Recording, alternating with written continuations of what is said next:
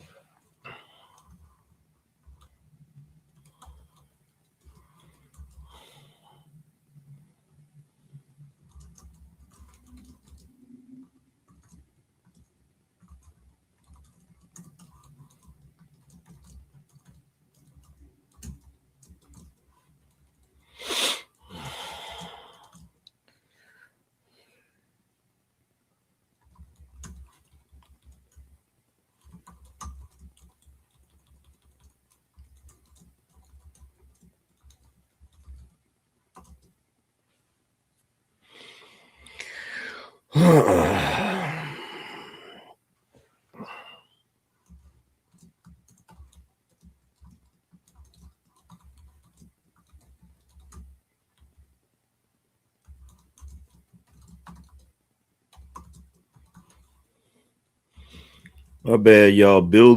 Flying the plane while I'm building it.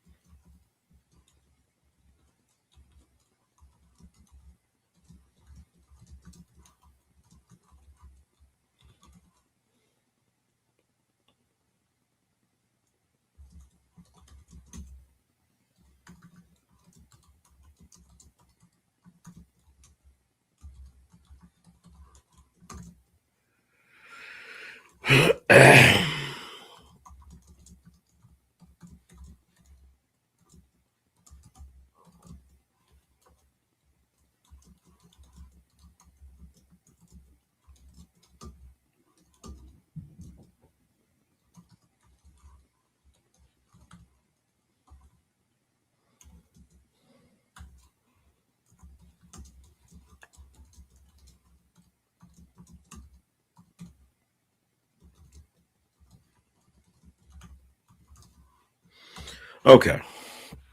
My bad, y'all. I'm trying to I'm trying to add stuff to the show. So I gotta freaking add certain things while I'm thinking about it. Any other time, who is this in the chat room talking about I'm a tether? You got to be the dumbest son of a bitch in existence. Tether, nigga, I was born in Nellis Air Force Base. Both my parents were born in this country. All four of my grandparents were born in this country. All 8 of my great grandparents were born in this country. What in the absolute hell are you talking about? I don't even look like a tether. What, bro?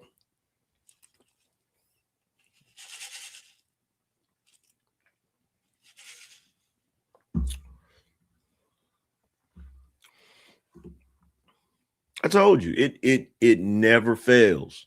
I don't give a damn, bro. There are literally people.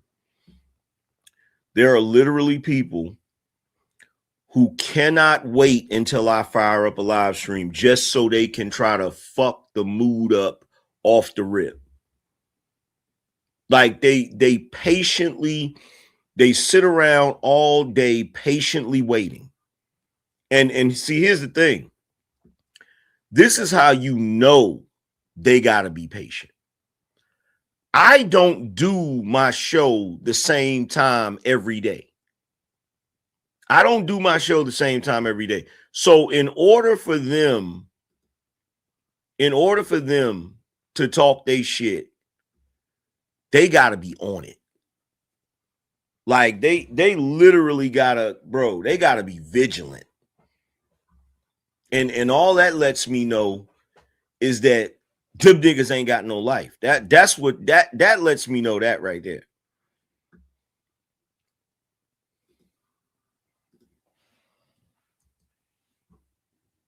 That's what that lets me know right there.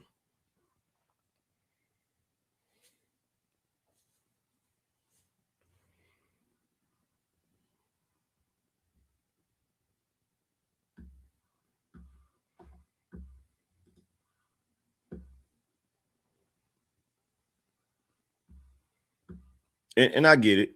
They're gonna pour in here today because of the title. They're upset. They're upset, but they're gonna be all right. What y'all think? Y'all think they're gonna be all right? Y'all think they're gonna be all right? I think they're gonna be all right. I think they're gonna be all right. What do y'all think? I think they'll get over it.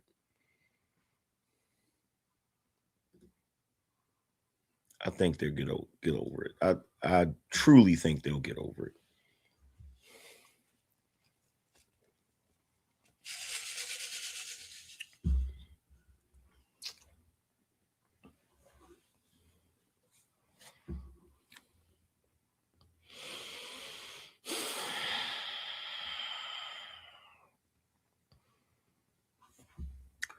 Let's see. Malcolm said, AM, you're not supporting Karmelo, therefore they believe you're a tether. Yeah, in anything, you know what's funny about this? What's funny about this is they will basically say anything to try to run from the truth. You want to know what the truth is? Y'all want to know? Press 1 if y'all want to know what the truth is, because I can tell you right now, before we get into any of these topics, I can tell you immediately what the truth is. Immediately. It's not even hard. The truth is, just like I said over a year ago, Karmelo Anthony is a hooligan, a troublemaker. Period. There's no mystery to this shit. There's no mystery to this shit. He did something messed up because he wanted to do something messed up.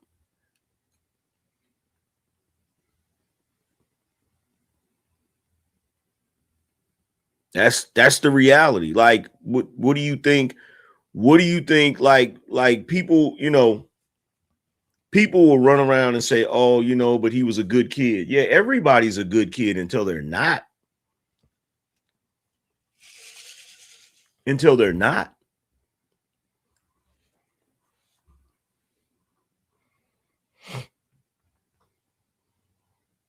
And I get it. I get it. Y'all in your fifis, but you know, the funniest thing about it is the video showed something different. The video showed something different, so something vastly different. And by the way, to all of you individuals that love to come in here and say that I'm a tether, bro, I done been doxxed so many damn times. Do you think for 1 second that if I was actually a tether, do you think these clowns wouldn't be up here talking about it 24/7?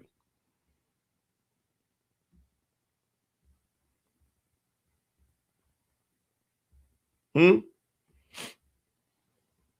Do you think for 1 second that these clowns would not be up here talking about it 24/7?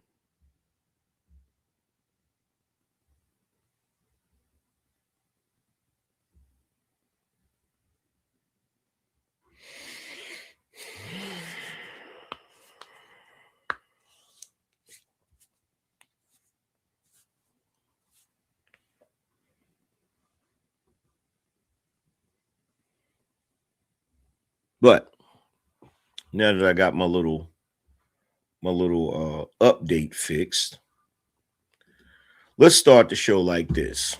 So, before we get into it, make sure y'all support the show. If you want your message read first, get in on the Bino roll call. Anybody who donates 20 or more becomes part of the roll call at the top of the show, and those are the messages we read first. And if you want your message read immediately in real time during the show, all you have to do is become a sponsor or a super sponsor. Drop 100 or more and you're a sponsor. Drop 500 or more and you're a super sponsor. Either way, your message gets read on the spot. Your name goes up on the ticker and you'll have my undying gratitude. So make sure you guys are supporting the show and all of that good stuff. The first order of business that we got to talk about. We got to talk about my boy, Faison Love. Oh, yes. How many of you guys remember back, let's see, back before I lost my my big Instagram account, the one that was like 560,000 followers, right? How many of you guys remember I did a YouTube short where I was critiquing Faison Love because I personally said Faison don't know what he's talking about, or to quote Mike, not Mike Epps. Why I'm thinking about Mike Epps. To quote Cat Williams, he's a fat Faison lie. Now, I've heard Faison say numerous things. Me personally, I'm tired of him. I'm sick of him, right? I'm sick of him running his mouth 24/7 about a bunch of BS he don't know. The first thing I heard him say is he tried to say that Country Wayne was lying about how much money he was making. He said that Country Wayne was lying. Country Wayne wasn't making no 300,000 a month, you know, and it's like, okay, bro. If you believe that, okay, cool, right? It just shows that Faison does not understand the way the internet works. He's one of them old school dudes that's from the legacy media. He thinks the only way you can get any real money is if white folk give it to you. That's really his thought process, right? So then he goes in on 50 Cent. He goes in on this one. He goes in on that one. All of this crap, right? So what I did is I did a video addressing what he was saying. And I knew he was going to say something because the old Instagram account I used to have, he used to follow it, right? Because he's actually liked some of my posts. So he jumped out there and said that I was de-sucking 50 Cent and all of this BS. And for those of you that weren't here, most of you remember because I actually screenshotted it and showed you guys. Well, Faison is back in the news. In fact, let's pull up what's going on with Faison real quick.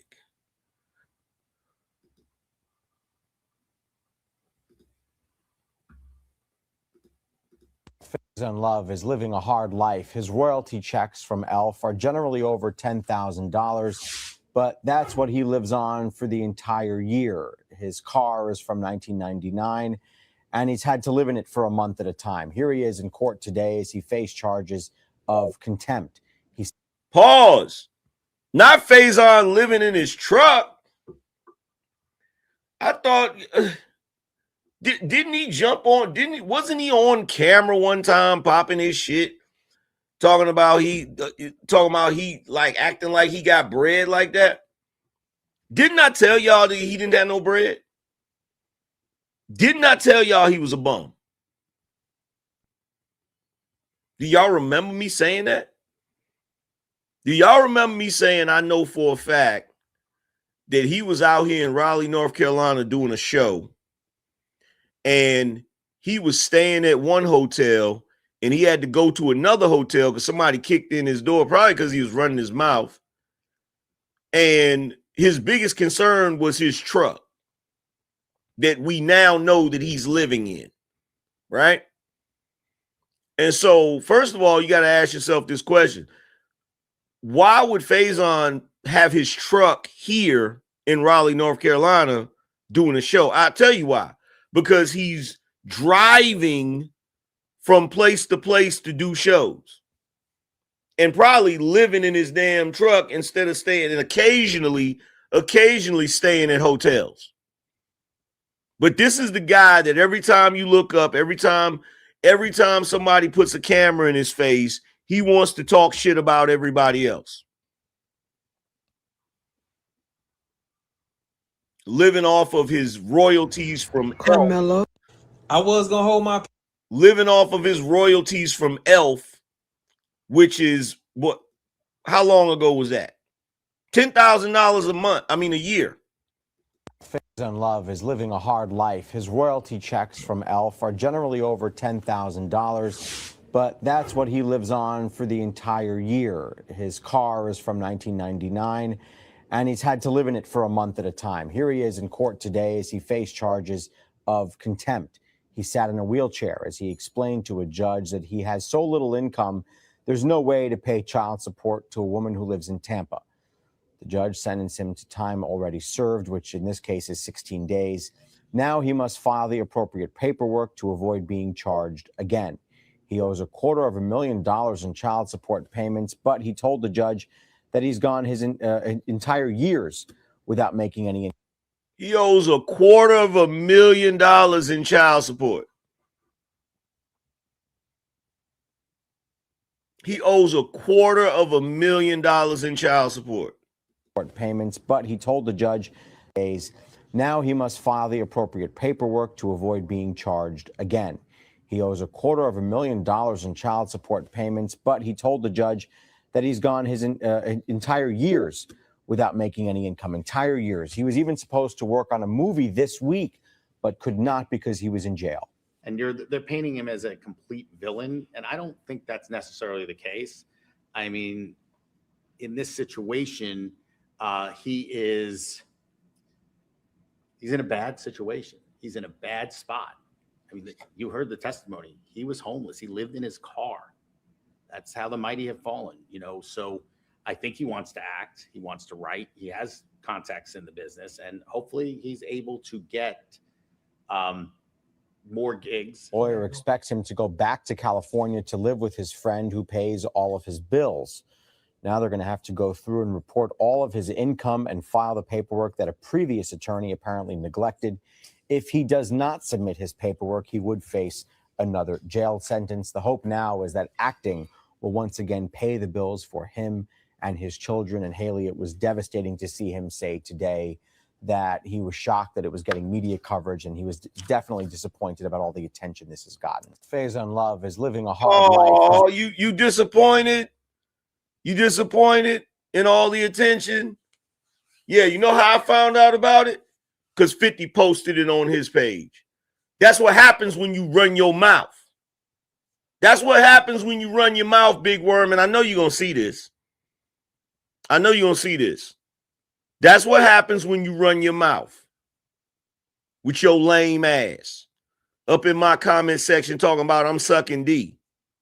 What you doing down there in Hillsborough County Jail?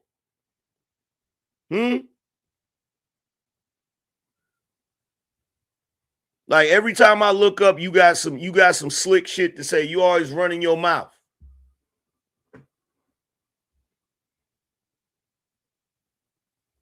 Yeah, Crocodile Tears. He said how the mighty have fallen. When has he ever been mighty? When has this dude ever been mighty? What is Faison Love? Is he like a I don't even think he's a B-lister. What is he, like a C-list actor? What is he, like C, D-list actor? What, like, is he even anywhere close to a B-list actor?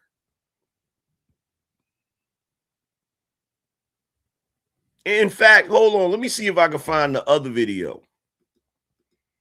Let me see if I can find the other video, because he the one that 50 showed was different.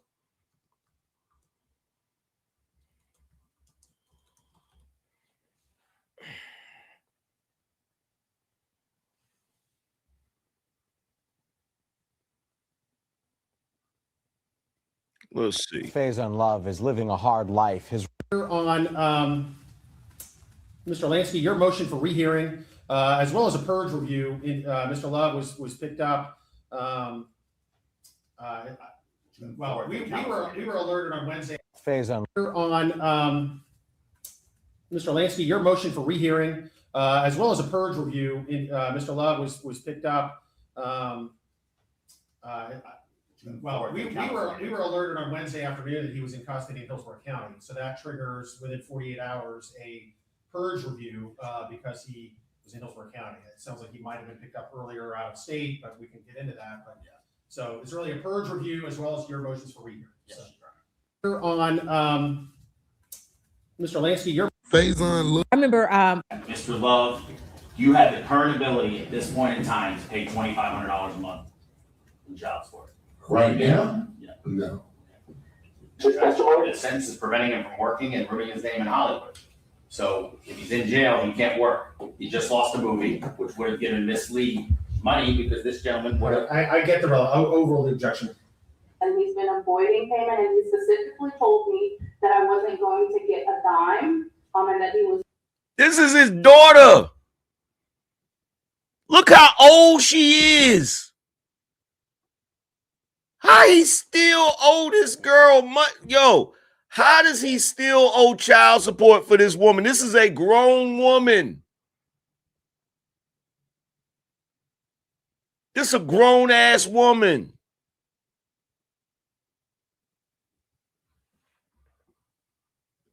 Going to stop working and canceling shows, so I won't get anything. So I don't think it personally affects her in the moment.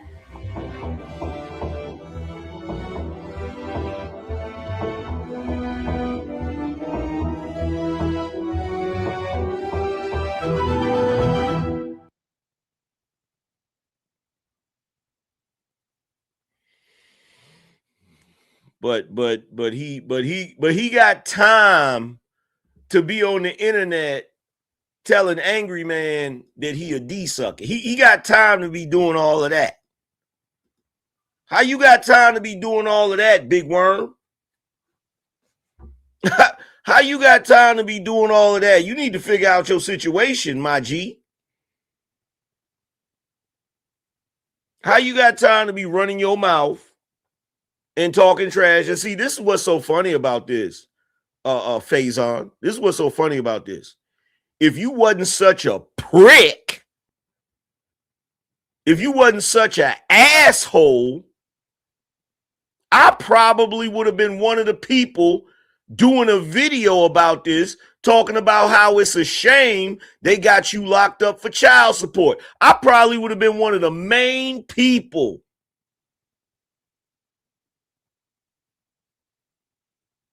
talking about your situation and saying that it's ridiculous that a grown-ass woman is still expecting child support from you. Like, I would have been one of the main ones, but you wanted to come to my comment section and tell me I was a D sucker and a nobody. That's what he told me, y'all. That's what he told me. He told me that I was a nobody. He told me that I was a nobody, that I was a clout chaser, that I was a D sucker. I tell you one thing that I'm not, because I may not have played in movies like you did, Faison Love. I may not have been on TV shows like you did, but I can tell you this. I promise you this. Had I been in movies and TV shows the way you did, I would have finessed a hell of a lot of I would have finessed a hell of a bigger career than what you finessed. If I had the resume that you had, if I had been in Hollywood the way you was, I guarantee you that wouldn't be me sitting up there in court because I can't pay $2,500 a month in child support. I guarantee you it wouldn't have been me. I guarantee you that.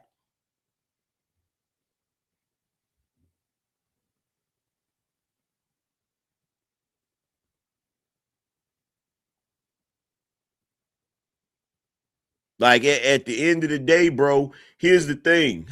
And this is what's so funny about this. Mr. I was on Friday, Mr. I was Big Worm, Mr. I was all of this shit. You know, one thing we know definitively, we know I got more money than you. You know what? I would even wager. I'm not going to say I'm more popular than you because everybody knows you because of Friday and all of this other shit, right? But I will say this. I believe I'm more relevant than you. That's for sure. I believe that I'm more relevant than you because the new medium that everybody is on, which is the internet, you're a joke on the internet. You're a joke on the internet.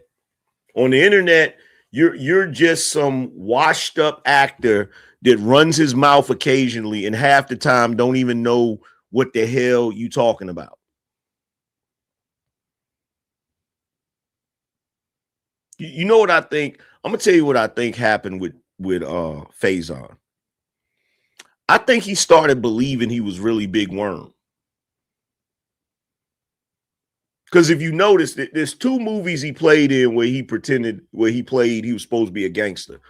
It was Friday and Three Strikes.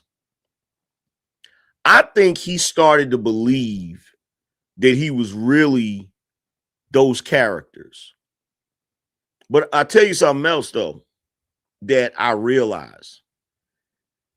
What I realized is that a lot of the stuff he played in, along with other actors, I believe them niggas wasn't getting paid shit.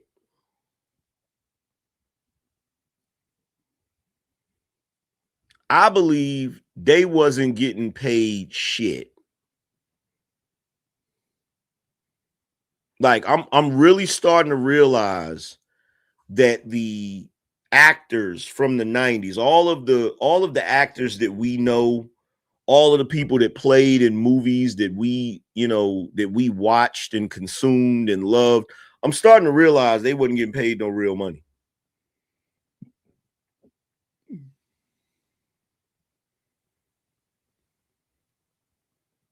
Yeah, that's the other thing too. That's the other thing. Yo, as much as we like Friday, Friday was a low budget movie. So was Three Strikes.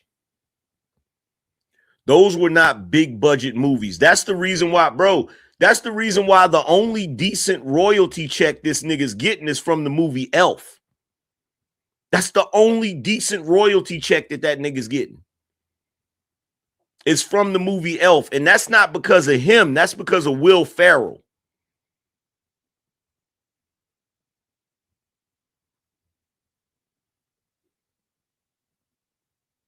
That's because of Will Ferrell. That's why, look, I don't really get into it with the celebrities anymore because I no longer have that Instagram account. I imagine I'll probably get back into it with them once my new Instagram account gets bigger, right? But this is why I can't, bro. This is why a lot of you actors from back in the day, this is why I can't respect you. You actors, some of you rappers, I can't respect y'all because y'all were part of the psyop. You were part of the hustle, okay? And some of y'all are probably like, what's the hustle, Angryman? I'm going to tell you what the hustle is. I'm going to tell you what the hustle is, and you tell me if I'm wrong, right? And by the way, we still need 4 people on the Bino roll call. We still need 4 people, preferably on the Cash App side of the game. So, look, this is the hustle. For all of us Gen Xers, when we were kids, right? This was the hustle. They had us thinking that anybody that was on TV, anybody that was in a movie was rich. So much so that many of us was willing to pack our shit up, catch a bus out to Hollywood with nothing but hopes and dreams and audition and damn near, if not, sell our soul just for the possibility of getting rich. That's the hustle. That's the hustle. Do you know how many folks have went out there to Hollywood and their lives got ruined because they was out there trying to become rich and famous like all them niggas out there that we come to find out was never rich and famous? None of them. Go back and look at the episodes. Go back and look at how they talk about MTV Cribs and how all of them niggas was renting them damn houses and shit, bro. Look, I'm not even gonna tell you no lie. I used to watch MTV Cribs and be like, damn, man, I wish I could get a house like that. Like, I'm not even fronting, bro. I'm not even fronting. And all of it was bullshit. It was all smoke and mirrors. Yo, shout out to my man Karmelo for being a sponsor of the show. That's that Bino energy. Oh, it's a lot better than we usually do. All right, chums up. Ready, guys? Let's do this. Leroy Jenkins. Yo, Karmelo said still ain't donated to no interweb niggas. I feel you, bro. But look, let's be real about this. Because look, I've talked about this a few times, right? Hold on one second, y'all. Yeah, we only need 2 more people, you guys. But yeah, that was the hustle. That was the hustle. Said Red Man House was probably the only real, yeah, his was the only real one. His was the only real one. Everybody else's were rented. That house Ja Rule was in was rented. In fact, he got sued because he had so many people there acting like, bro, do y'all realize just the episode of MTV Cribs had us, just those episodes had us thinking these niggas was living a life they wasn't really living.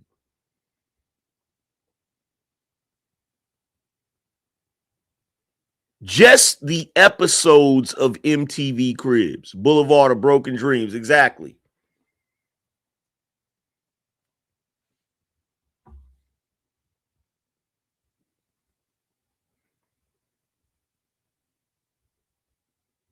But we all grew up thinking that if you was on TV, if you was in movies, you was rich. And guess what? This is the reason why I talk shit about these actors and actresses. It's only been recently that they have started letting us know they not making no money. And the only reason why is because Hollywood is dying and they can't maintain their lifestyle. But when they could, see, here's the thing. In my opinion, I feel like a lot of those actors, even though they're actors, they live in paycheck to paycheck back in the day. But see, as long as the work was steady, they could live paycheck to paycheck. You feel me? And pretend that they live in this glamorous lifestyle. Like, what pisses me off about them is for the entire time that Hollywood was popping and they was living paycheck to paycheck, they were going along with the lie. They had us all believing that they was living it up.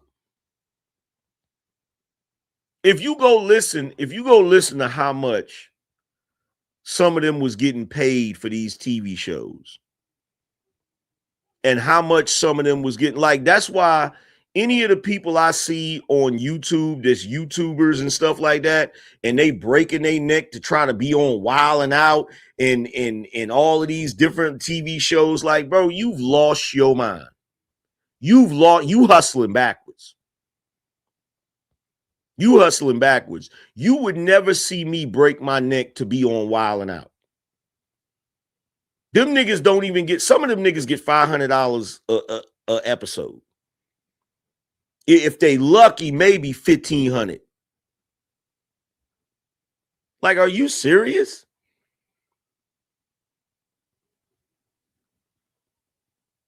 Like, are you serious? Like, who, like, what? See, to everybody watching, let me explain something to y'all. If you're popping on social media and you're making money on social media, to go to television or movies, you're going backwards. This is the new media. That's the old media.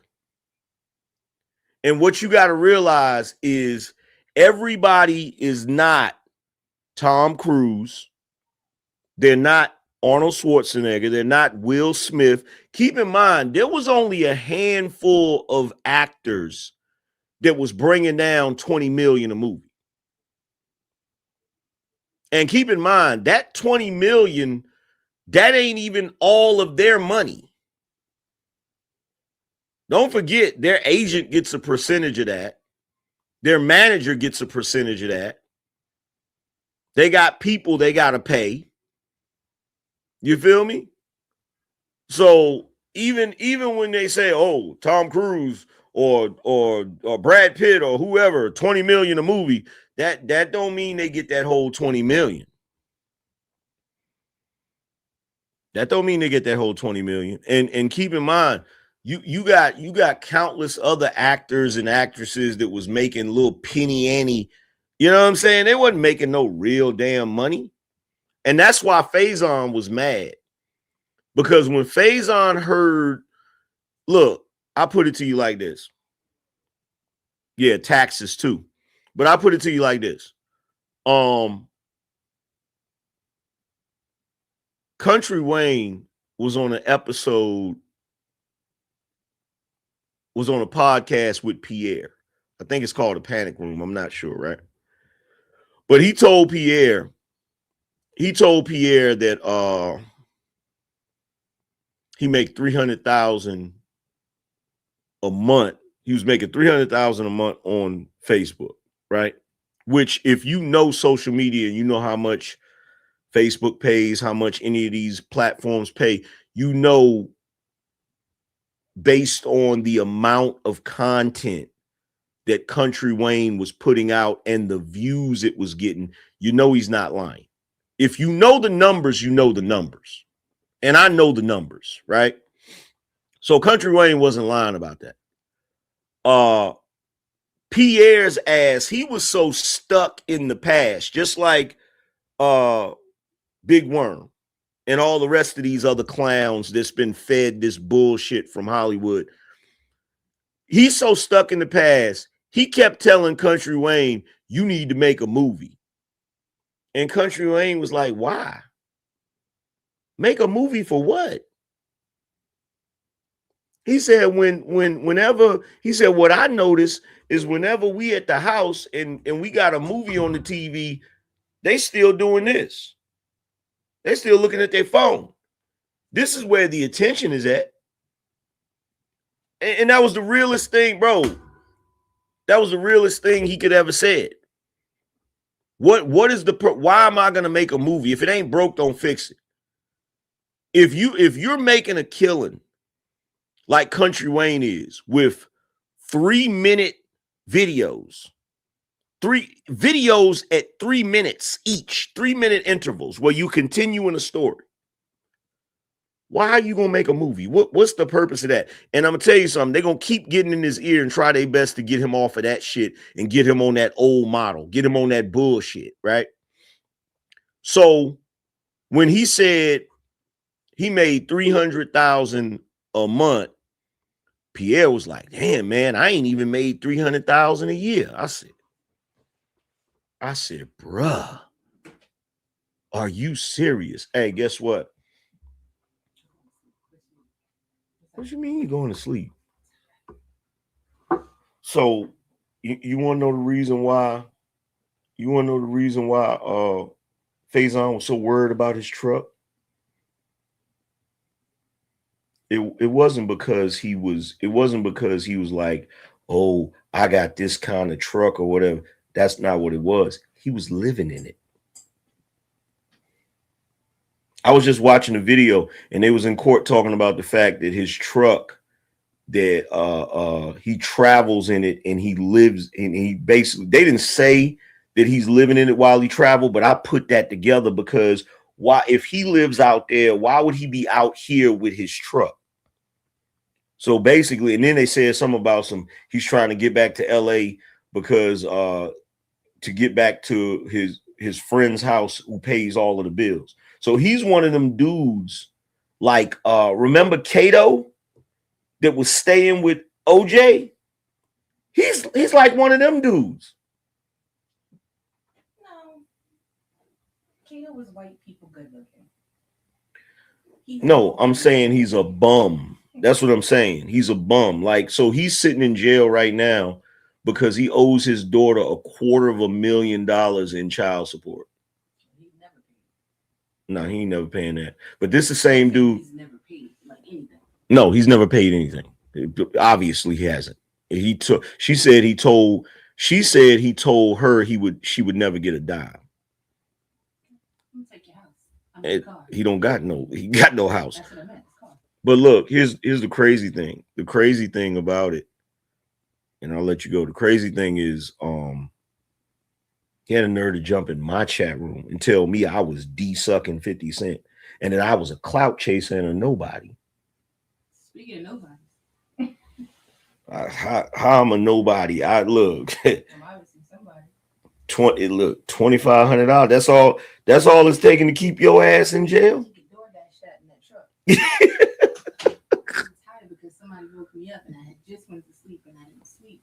You know, I was running around all day for Father's Day and working and stuff. and taking folks for ice cream. Yeah, I know. I came downstairs and that little boy was enjoying his ice cream, and I said, "Where's my ice cream?" "You don't have any." I didn't get any either. I just got him some. Made him feel special. You was asleep and you hadn't eaten yet, so I know you was gonna wake up and like, I'm gonna have ice cream first. What are you, 5? Matter of fact, I can play the clip better than I can tell y'all. Let me pull up this clip. Let's see.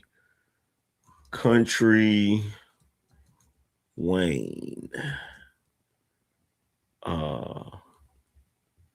Pierre.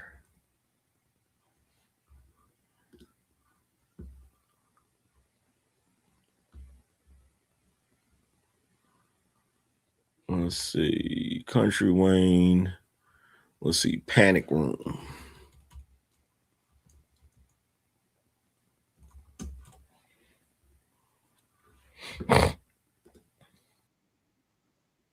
Now I want you to listen to this.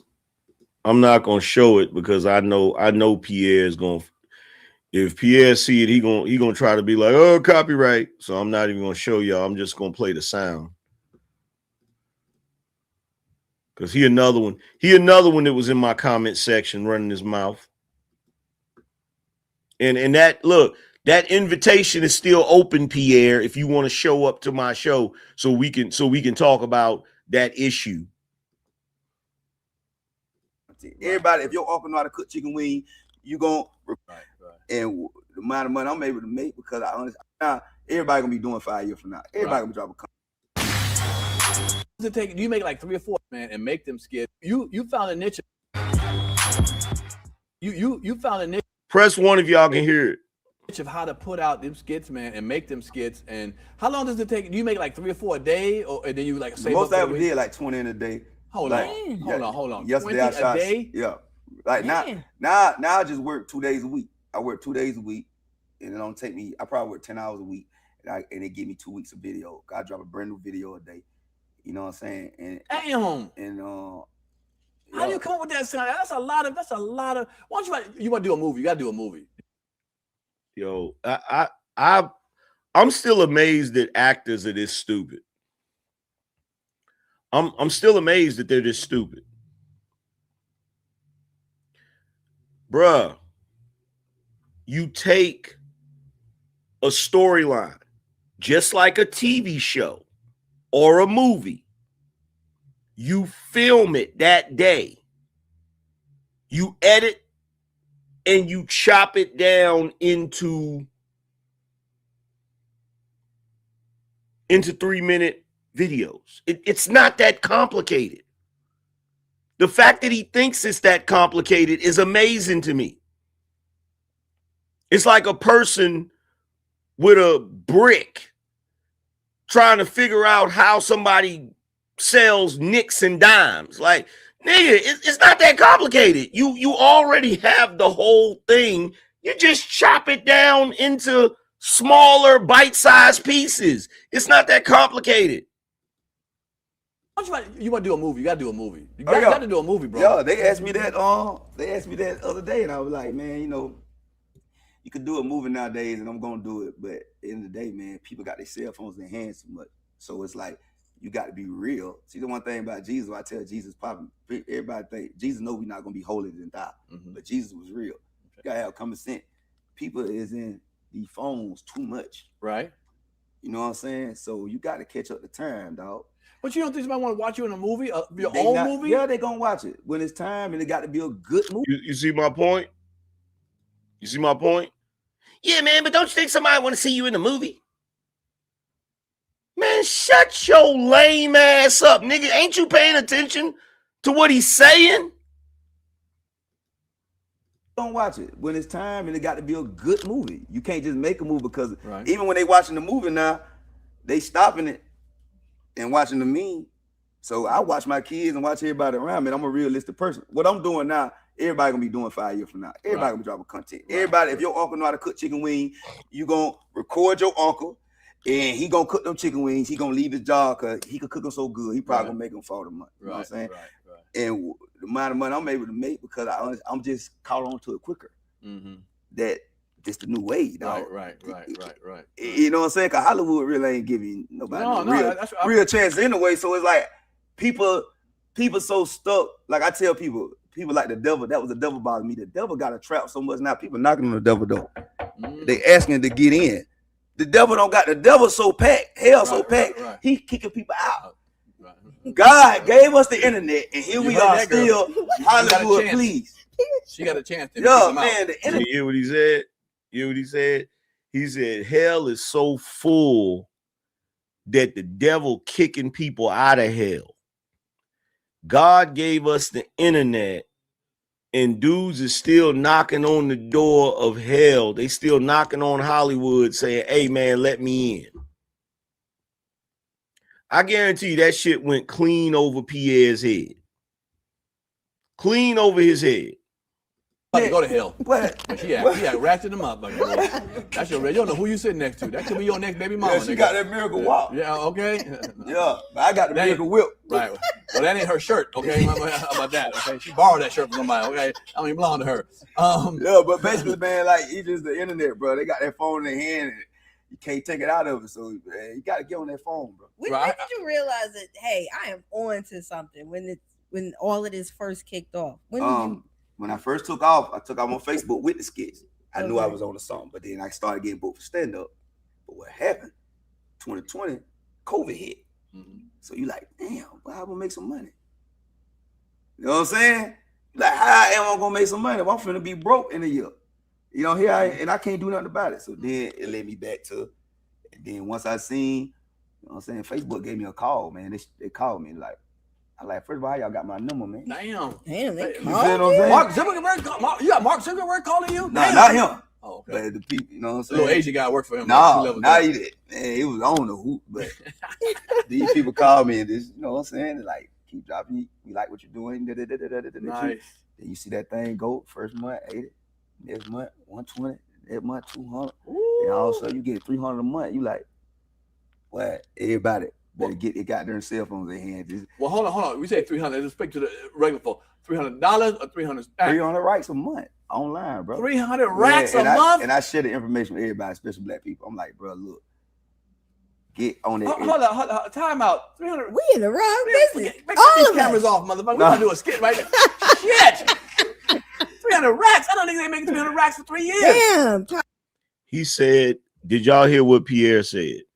He said 300 racks. I ain't even make 300 racks in 3 years.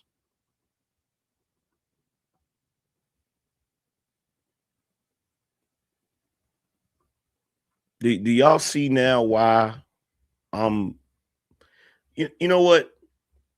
I'm not even as arrogant as I should be. I'm really not. I'm not as arrogant as I should be. This Negro said, I didn't even make 300 racks in 3 years. Now, if y'all know anything about Pierre was on Def Comedy Jam, the original Def Comedy Jam. Pierre was on Def Comedy Jam with Steve Harvey, Bernie Mac, Chris Tucker,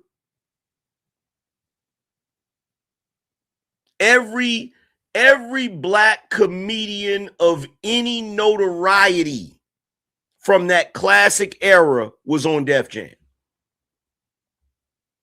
This nigga done been in movies, and you mean to tell me you have not had a 3-year period where you've made 300,000? Let me tell you something. I would feel like this if you said you didn't make 300K in 1 year. How are you a celebrity? How are you in Hollywood and you have not made at least bare minimum 100 to 300K a year? How is that even possible?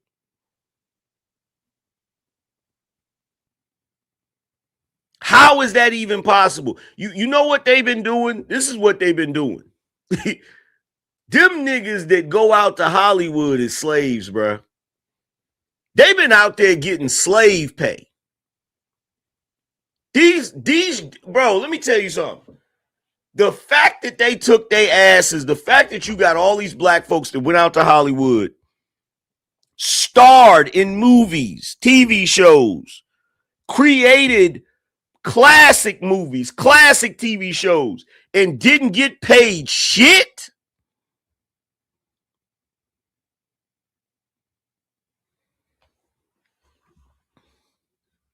Alicia said, Pierre is not funny. Neither is Howie Mandel, but I guarantee you he's made more than 300K in 3 years. I guarantee you that. Shit, I got Gallagher making at least 300K. Like, bro, this is goofy.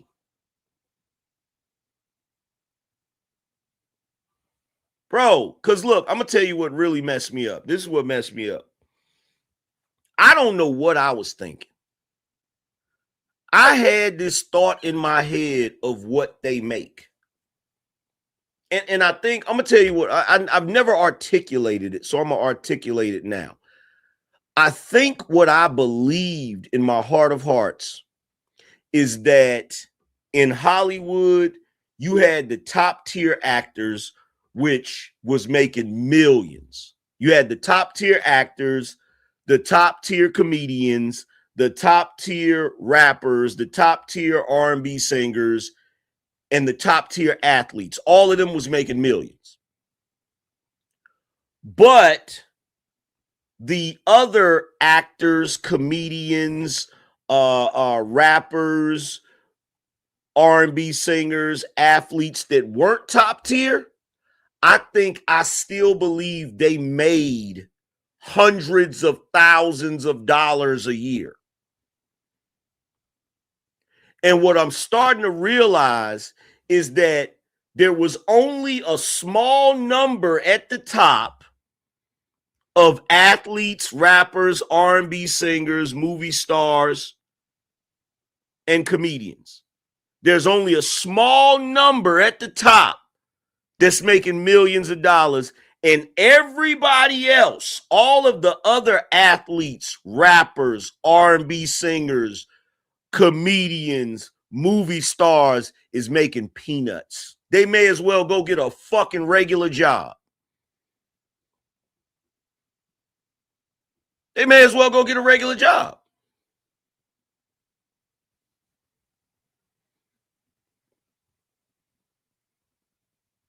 So what it's starting to look like is when you look at a lot of these actors from back in the day, a lot of these comedians, all they had was a name. That's all they had. They didn't have shit else. All they had was a name. That's all they had. And some of them couldn't even get paid off of that because they sold the rights to their name and their likeness to somebody else.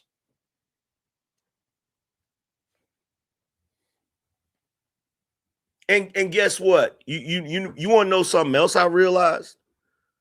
I'm going to tell you some other shit I realized. Tubi, as much as y'all think Tubi is a benefit to black actors, no. Tubi is your Armageddon. Tubi is your Armageddon. You want to know why? Press 1 if y'all want to know why I say Tubi is your Armageddon.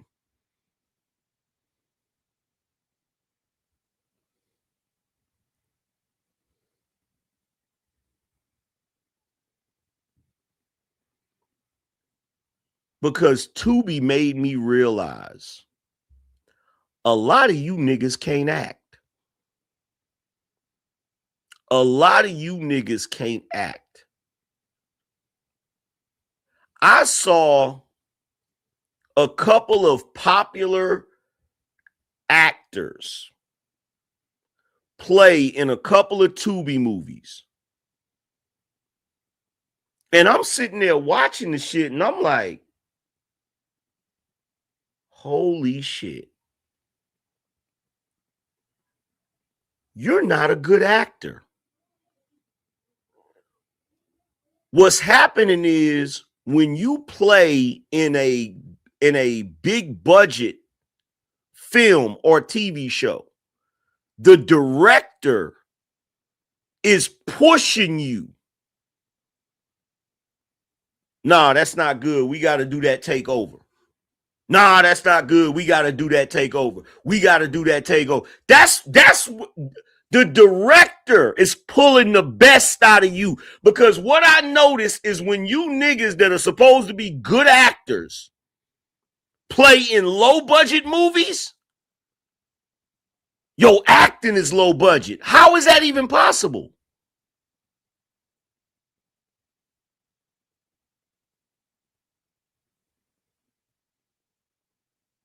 And you start to realize that Hollywood, better yet, here's the best analogy for Hollywood. You know how every time they show Hollywood, when they show the Walk of Fame, they always angle the camera a certain way so you get the good part. But they never turn that camera around. That's the perfect analogy for Hollywood. It's an illusion. It's an illusion. What you see outside of Hollywood on TV is that perfect shot on the Hollywood Walk of Fame. That perfect shot in key areas that make it look like the wonderful land of Oz. But what it really is Skid Row. What it really is when you when you pan that camera around and you see a bum over there taking a shit next to a tent that he lives in. That's what Hollywood really is, bruh.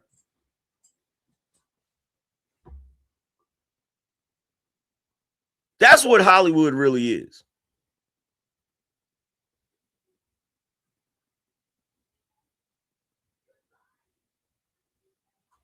It's a production. That's all it is. It's a production. But, you know, to go back to what I was saying, when that dude Pierre sat up there and said that he ain't made 300,000 in 3 years, I said, whoa.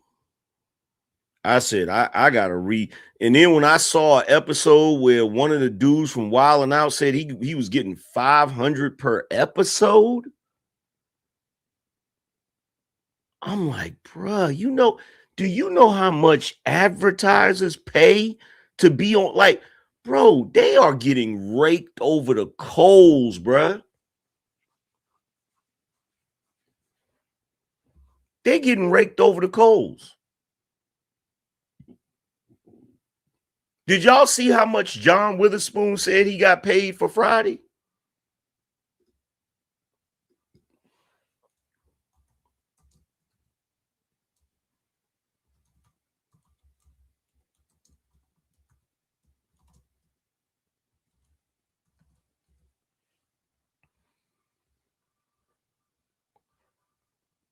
Let me pull this video up.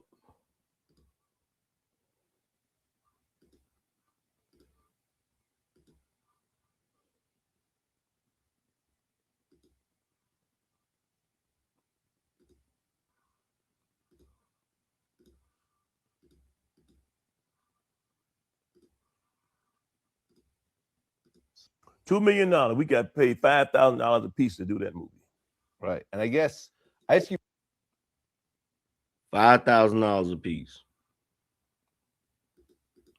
$5,000 a piece for a whole movie.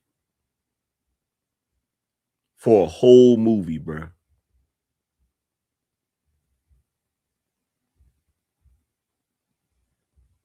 Do you know how much money? Check this out.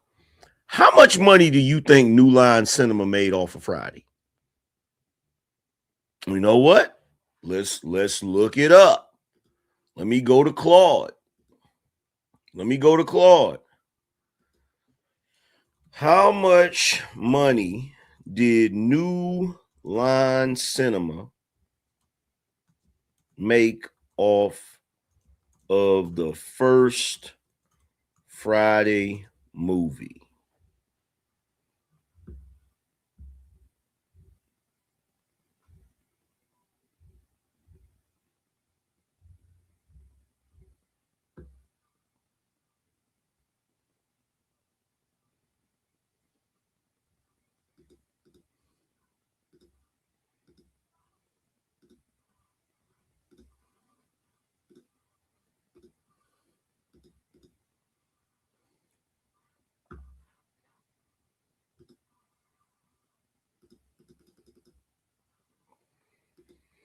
Here's the breakdown. On the first Friday, 1995, the film was made on a budget of $3,500,000 and grossed $27,467,564 in North America against a budget of $3.5 million, with 28 million worldwide.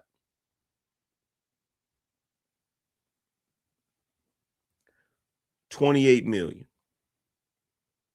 They paid those actors $5,000 total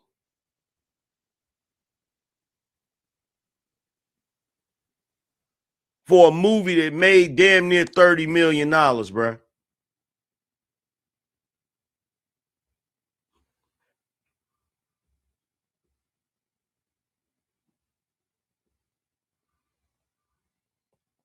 Where New Line actually cashed in was the back end. Friday became a cult classic, and the home video market is where the money got made. The film was released on VHS on October 10th, 1995, on DVD on March 2nd, 1999, and on Blu-ray on September 8, 2009. VHS sales and rentals through the late 90s, plus DVD, cable licensing, and streaming over the next 30 years almost certainly out-earned the theatrical run several times over. Then the franchise it launched next Friday and Friday after next added more, with next Friday grossing a total of 59.8 million worldwide.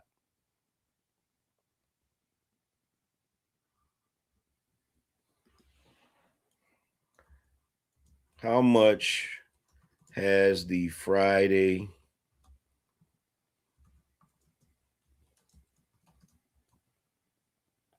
franchise made so far in total?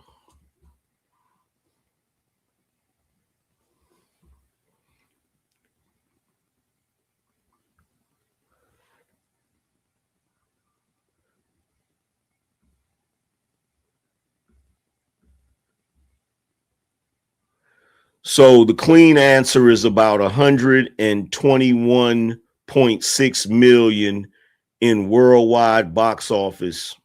Bruh. They got paid 5 racks, bruh.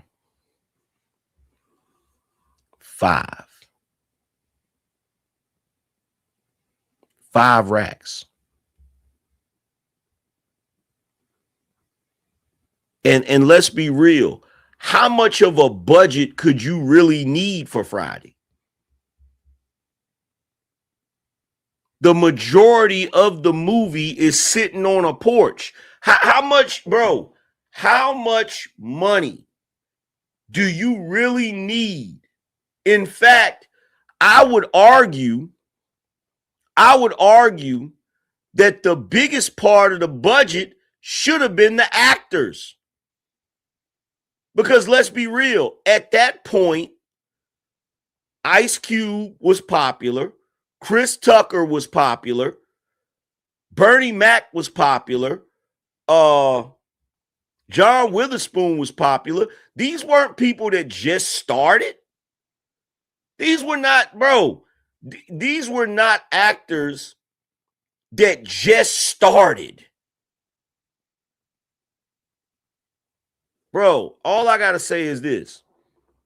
A bunch of people got paid ridiculously off of that shit. Ridiculously. You said, how about royalties? Let's check it out. How much royalties do the actors get for the original movie?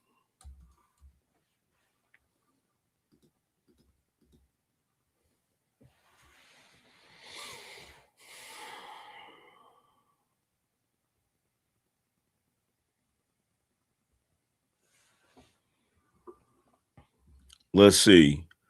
First, separate two things: upfront pay and royalties / residuals. They're not the same. On the upfront side, the Friday cast got robbed by Hollywood math. And that's not me talking, that's them. Everybody got paid scale, the SAG minimum. John Witherspoon said the $5,000 checks were the standard rate for a cast that also included Nia Long, Bernie Mac, AJ Johnson, Tiny Lester Jr., Regina King, Faison Love, and more. Now keep in mind, listen to the people in this movie. John Witherspoon, Nia Long, Bernie Mac, AJ Johnson, Tiny Zeus Lester, Regina King, bruh. $5,000. Everybody else on the show, they're going to say they made more money. Ain't nobody make no money on that movie. $5,000. Chris Tucker said, the man who became Smokey, said Chris Tucker, the man who became Smokey, the man who carried half the movie, revealed this in an episode of Shannon Sharp's Shay Shay series. I got about 10,000 for it or whatever. I didn't care. I wanted the opportunity. Faison Love, Big Worm, said he got 2,500, and Ice Cube didn't deny it. He leaned in. I didn't rob no effing body, Cube tweeted. The 1995 Friday movie cost $2.3 million to make. Shot it in 20 days.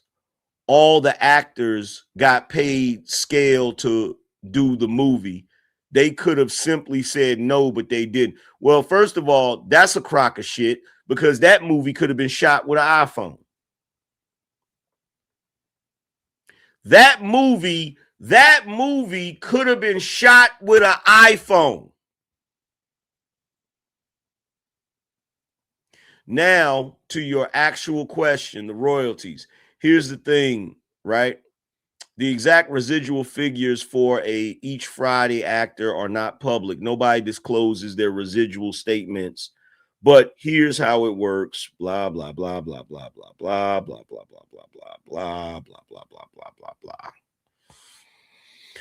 blah. Look, it's not going to give you the answer, but I can tell you this. I can tell you this. I know how much they getting in residuals. Peanuts. I bet you any amount of money they not getting no real money. I bet you any amount of money they not getting no real money. They getting peanuts for that shit, bro. I've seen actors show their residual checks for popular shows and movies. And that shit is always sad. It's always sad.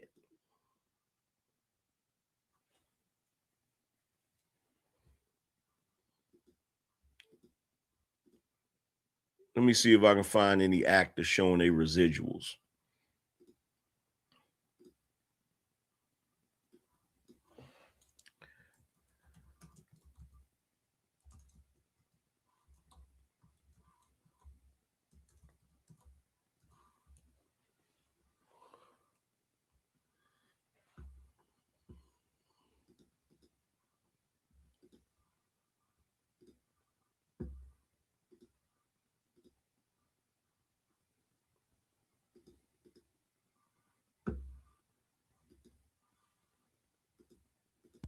out to the mailbox as an actor and you get hit with one of these residual checks and you're like, man, today's gonna be a good day, about to get a fat Now, for everybody that don't know who this is Turtle from Entourage. He also played Proctor on Power, right? residual check from all the movies I've done in the last 20 years. Let's go. He's the residual check for all the movies he's done for the last 20 years. Today's gonna be a good day. For the record, these are only some of the movies I've done, not all of them. Battle. So look, he was in Sully, Lone Survivor, Las Vegas, Eagle Eye, Battleship. Shit. Eagle Eye, Las Vegas, it's a good one. De Niro, Morgan Freeman, Lone Survivor, unbelievable movie. Sully, how do you not love the movie Sully? Here we go, big money. $14.03. $14.03.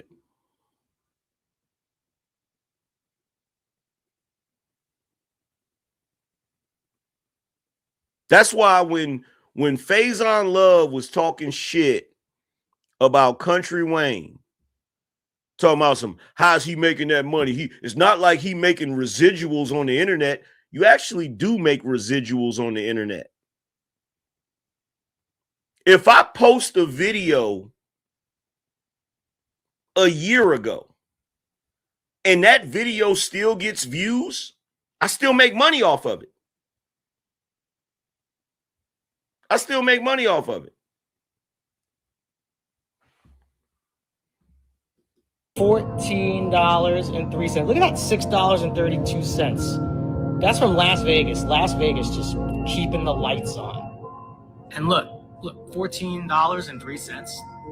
I'm not laughing at that. I'm gonna cash that check. That's money. Money's money. And if that money belongs to me, I want it. I don't care if it's $14, $4, if it's mine, I want it. I mean, just because people.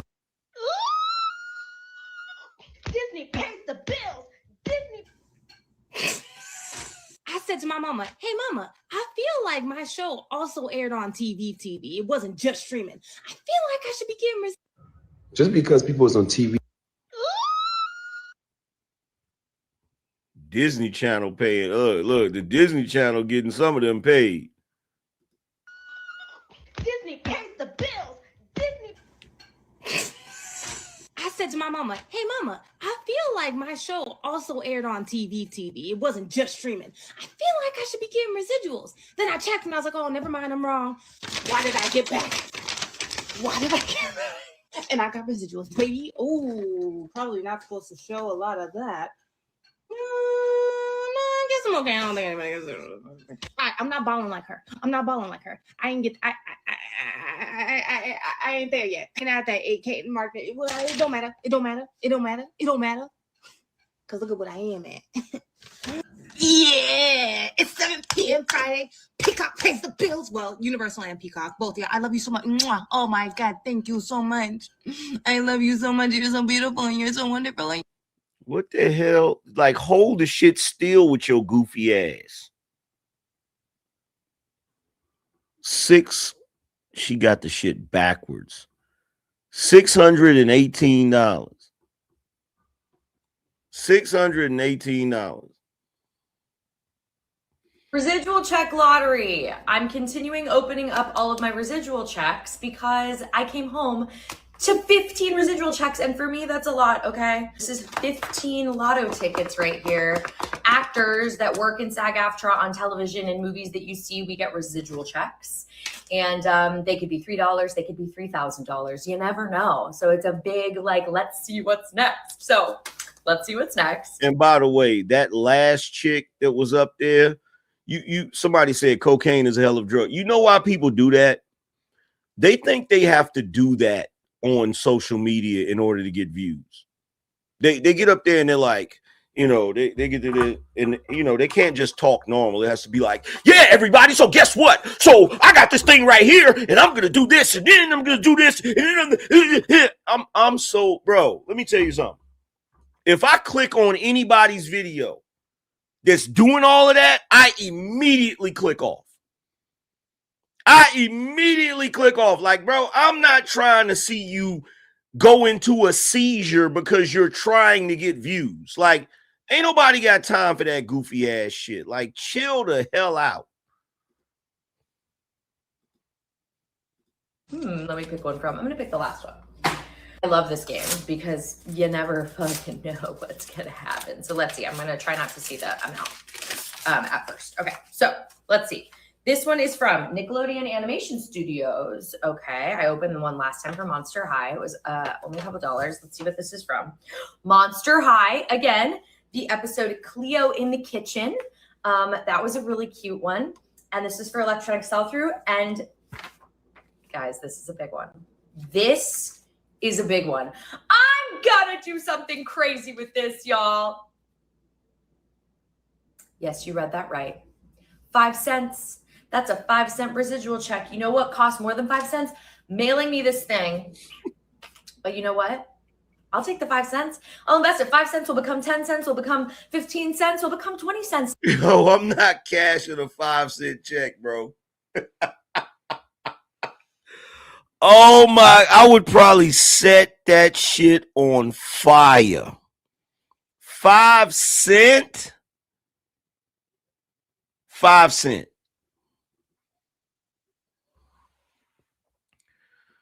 And then I'll do something with my 20 cents. So thank you, Monster High, for my 5 cents.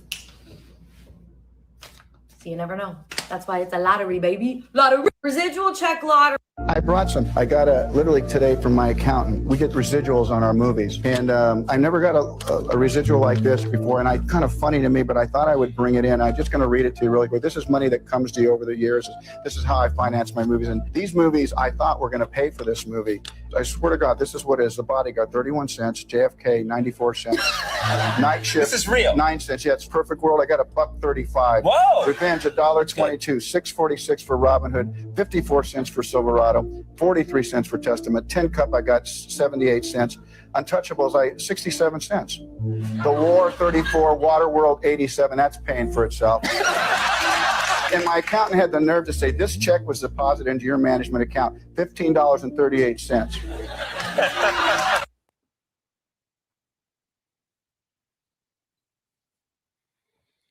It's Kevin Costner. It's Kevin Costner.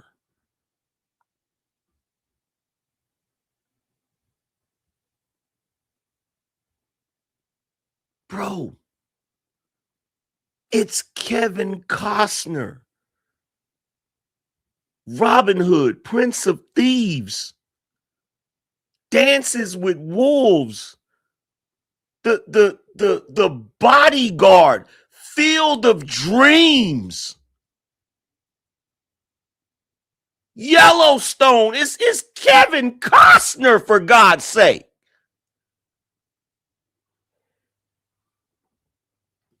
Do you get good residual checks because of all these things continuously running? I think it's really funny because I'll get different shows, obviously. But are there still residual checks coming in from Malcolm, a network TV show that happened 20 years ago? Give me more shit. Get your own doofus. I want more shit. Here. Yes, I still get residuals not every day, but all the time. It used to be they used to come in checks, right? So like I have a post mail box and I'd go and pull out. It's that big. Put it in my sack. No, literally, there would be like stacks of checks from movies, video. Yeah, did you do video games? I did some. Yeah, I did a few. But they could be for. What I thought was the funniest thing. You'd get a residual check for 9 cents, but they mailed it with a check that cost more than 9 cents with a stamp that cost 60 cents. You know, it made no sense. But or they could be huge ones. But like it was really kind of fun, because you had no idea what was going to come. But because I handle all my own finances and all my stuff, I would literally have to sign the back and put it in my QuickBooks and bring it to the bank and bring the stack of checks to the bank. And it was like, Christmas every day, right? Where now it all gets direct deposited. And Malcolm comes in from all over the world. So residual checks. And so this is the not been open. Do you get good residual? So residual checks. And so this is not been opened. I'll just open it right now and see. It's like a mystery pack. This one, I guess, is a better one. This is from a show called Justified. Justified was a show I did, and here's a residual check for it's $123. So that's respectable. That's some gas money, I guess. Now, here is another residual check from a show called The Shield. $39. $39. So, I mean, I guess you could get some popcorn or something. Okay, so this is a show called Bones. $49. This is Are there still residual checks coming? Yo, residual check. He played, like, I know a lot of the stuff he plays in. He actually getting some decent checks. he actually getting some decent checks. Are there residual checks? And so this is not been open or something. Okay, so this is a show called Bones. $49. This is the show Backstrom. So this is a show that I was a series regular on. This is a show that I was on the entire time. This is all of the episodes.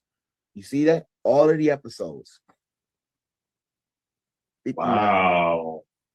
$59. So residual checks.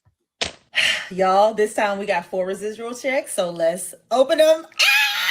Y'all may know me from the hit Netflix original sitcom Family Reunion. I play Young Amelia, and today we got 4 freaking residual checks in the mail, so let's open them. And I just say that I was not expecting to get residuals in the mail when I checked my mailbox last night, and I've been freaking waiting for today so I can share them with y'all.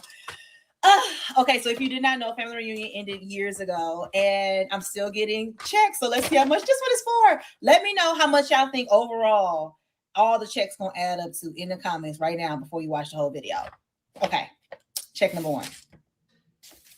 Okay, all right, this is cute. This is cute. This is for Remember the Family Feud. This is $152. I am not really, there was no new stuff in this episode, so my check here is $138.79. That is cute and good. Okay, praise God, hallelujah. Check number 2. It's like Christmas. Check number 2. This one is gonna be about the same.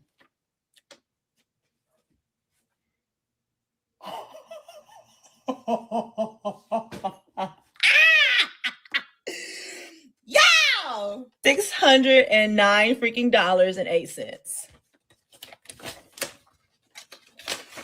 So my check came out to be $5. I'm sorry. I don't mean no harm, but to me, and y'all could correct me if I'm wrong, to me, to be an actor or actress and to go through all of the crap you got to go through to be on movies and TV shows, I'm talking about auditions and sitting around hoping that you got the audition and having to go to this party and that party and having to network and having to be out in Hollywood, living in a 1-bedroom freaking studio apartment. To me, that's not worth it. It's not worth it. It's not worth it, in my opinion. It's not. It's not. Exactly. White flag. Actors happy about $1,000 a month is sad. Yes, that shit is sad. You got to put in a lot of time, energy, and effort.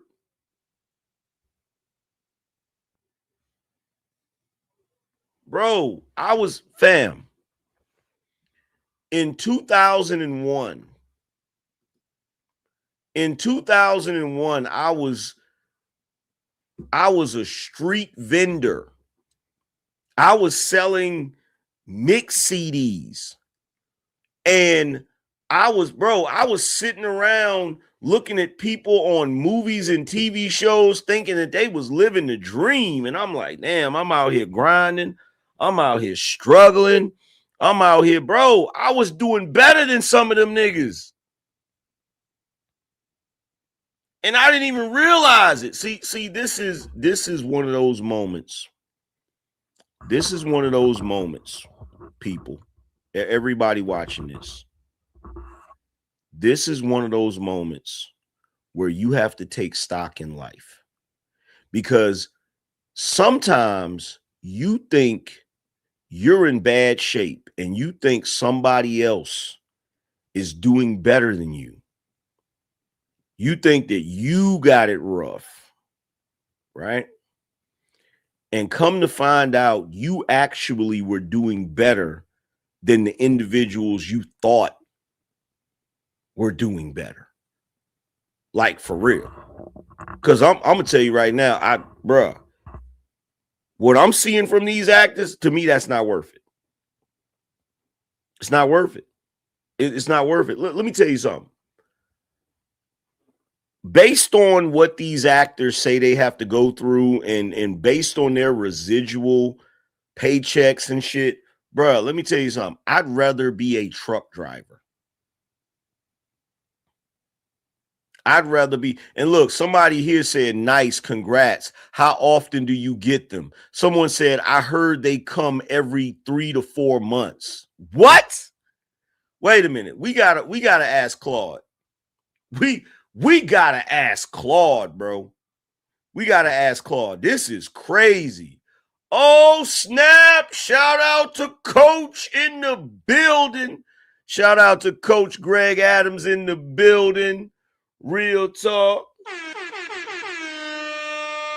That's that Bino energy. Well, it's a lot better than we usually do. All right, chums up. Ready, guys? Let's do this. Leroy Dragons. Shout out to Coach Greg Adams in the building. Salute to everybody over there on that side in the free agent lifestyle.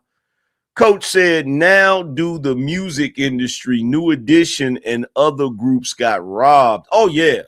Oh, yeah. They look, in my opinion, the music industry is worse. Like New Edition, the first tour they went on, they got a VCR, bro. I'm not even joking. When they was kids and they went on their first tour, they went on a whole tour and was doing shows and shit. They got a VCR. Matter of fact, I'm gonna see if I can find that video. I'm gonna pull that video up. Let me see if I can find. I heard that shit. I was like, bro.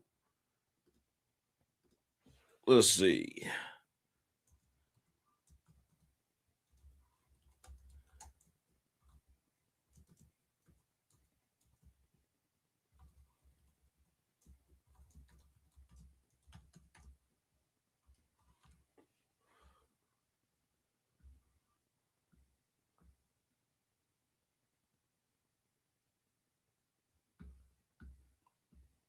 Damn, what interview was that? I can't remember.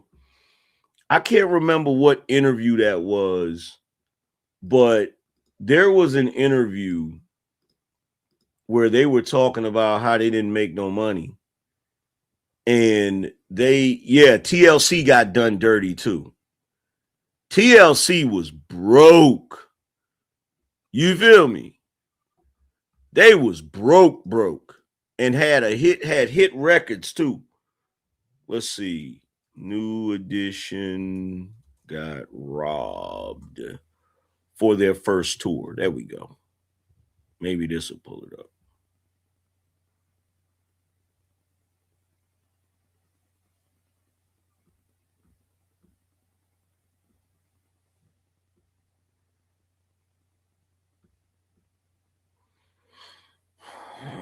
Let's see. New Edition.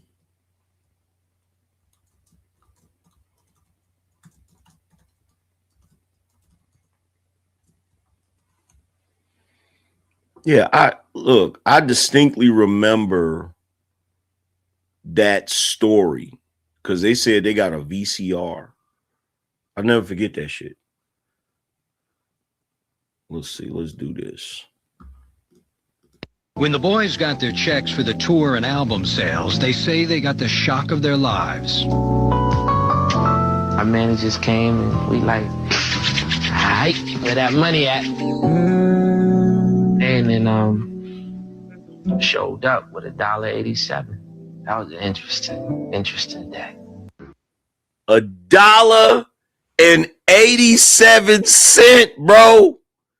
New Edition received $1.87 each for their first tour and album sales. Not just their first tour, but their first tour and album sales, nigga.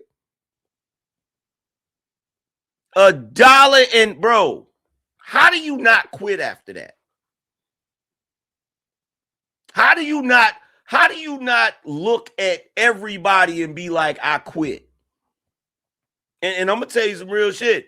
If any of the dudes in the group would have said to me, bro, what you mean you quitting? I'd be like, bro, I will spit in your face. Get the hell away from me. Like, bro, there's no way on God's green earth. There's no way. Hold on, let's pull up let's pull up TLC. Because Pebbles robbed the shit out of them.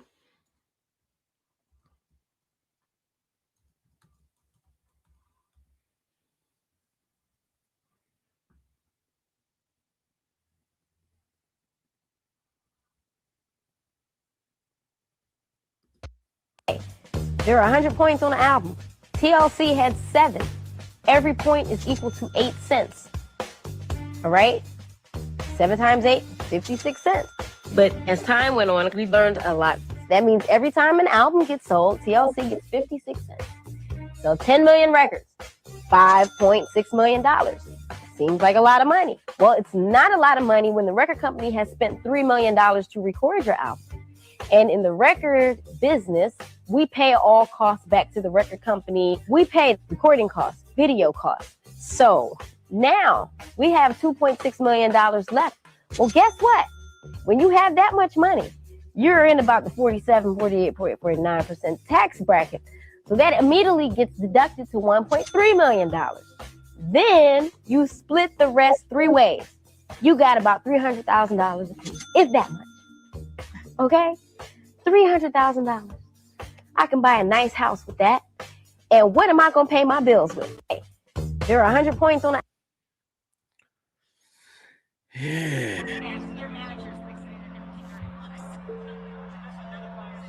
Okay, they were at the Grammys. 96, won a Grammy, and was broke. Now look, here's the thing that I gotta point out. Not only did they make Scrubs disparaging the shit out of us dudes, but we literally was subjected to that bullshit and they didn't even get paid for it. That's the irony of it, bruh. The irony is they made a song about niggas being broke and they was broke. They were the Scrubs. Bro, you can't make this shit up. Straight, we gonna talk. You said your career is not exactly what you would have wanted it to be, but this proves it. What's not on? Step on it. I'll tell it. We're not going to sugarcoat anything anymore. We've been quiet long enough. Can I get an amen? Amen. All right. All right. Well, I'll put it to you this way. We are the biggest selling female group ever. 10 million albums worldwide. We have worked very hard. We have been in this business for 5 years. And we are broke as broke can be. And we're not like trying to be a sad story. If that was the case, we would have been on everybody's talk show talking about how broke we are. We haven't done that. I know it's hard to believe because we've sold so many albums, but it is possible. That's the deal here. So, and we're not happy at all. But for real, tonight, this is all we wanted. We wanted to win a Grammy, at least one, and we won 2. And that proves. Man, the hell with them Grammys. To hell, bro, to hell with them Grammys. Let me tell y'all something. Y'all see that YouTube plaque back there? I wouldn't give a damn about that plaque if I wasn't making no money. If I wasn't making no money, I would not care about that plaque. Forget that symbolism bullshit. No, we want some substance, okay? We want some steak and potatoes. You feel me? We want some steak, potatoes, and some onions. You feel what I'm saying? That's like Nipsey Hussle said at the end of one of them songs. He was like, bro, don't tell me how many tickets you sold. What did you gross? How much money did you make? That's really what it boiled down to. How much did you gross? How much money did we don't want to hear? I don't want to hear about the sales. I don't want to hear about the sales because you can get a sale, bro. You can get a sale by dropping the price by 80%. You can get a sale by doing, you can get sales by doing buy one, get one free. Don't nobody give a shit about the amount of sales, nigga. What I care about is the bottom line. What is at the bottom? How much did we gross? How much did we make? The fact, bro, I'm telling you right now, I watched as these folks got hustled out of their drawers, bruh. Let's see if we can find another well-known. I'm trying to find a well-known actor.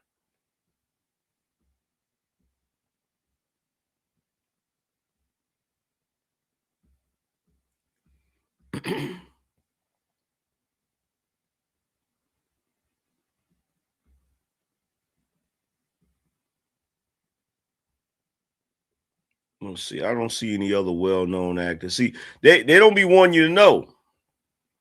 They don't be wanting you to know they're going through it.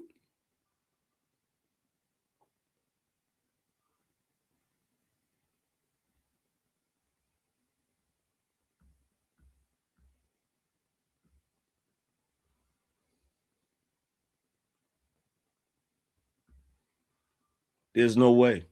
There's no way on God's green earth that I could do it. There's too much. There's too much that goes into.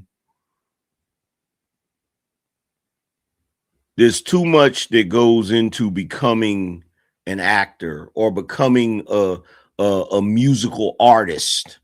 You feel me? Let me see if we can find some more musical artists. Musical artists that got robbed.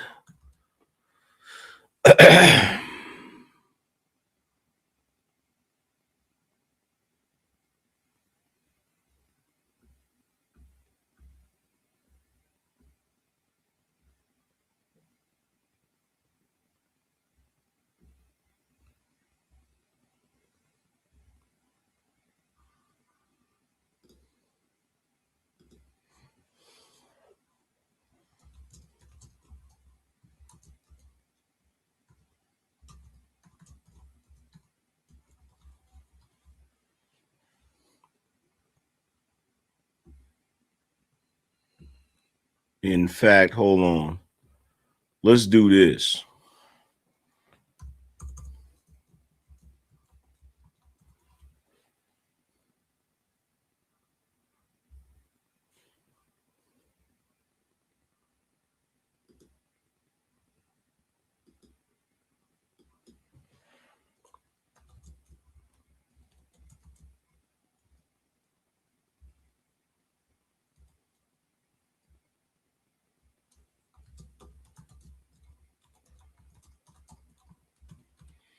How many of y'all saw this?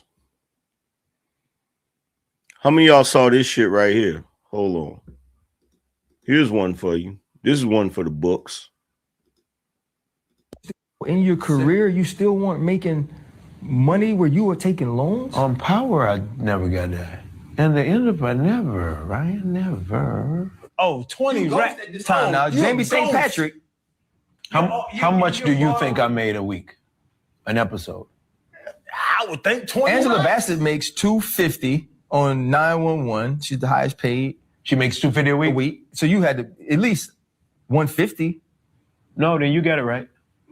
First time I've ever disclosed it. But I was also the face of the network. Right. Angela's not the face of that network. She's one of the greatest actresses that ever graced the planet, but she's not the face of that network. It's metrics. When we go to renegotiate contracts as athletes, what do you, Fred and Channing, do? You go, coach, this many sacks, this many tackles, this much, this many. I got my yak yardage is this. Fred, we're not talking yak yardage. No, we are. Right. We are talking yak yardage because there's that too. Right. I sustain after getting hit 5 times. I usually give you 3 more. So 150K per episode. 150K per episode. How many episodes was in Power? How many episodes is the season of Power? Let's see. How many episodes is the first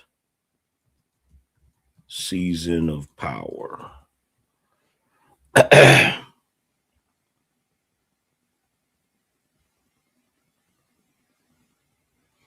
8 episodes. 8 episodes, right? So 1.2 million. The first season was 8 episodes. So 8 episodes at 150K. What's that? 1.2? What's that? 1.2 million for the whole season?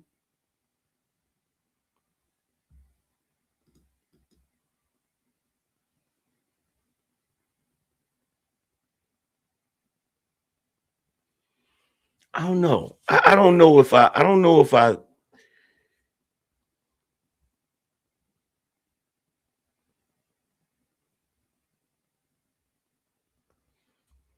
don't know if he could complain about the first season. If he got 150K per episode for the first season, I don't think he can complain about that. But after that first season, it should have went up. It should have went up. After that first season, it definitely should have went up.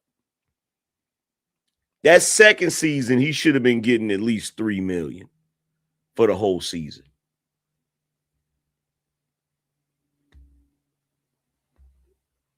Like it should have went up. It should have went up. It should have went up. Like, and let's be real. Like Omari Hardwick, he's a phenomenal actor. Like he's not a bullshit actor. He's not a bullshit actor. So but let's get to the Bino roll call because we got to get to the main topic.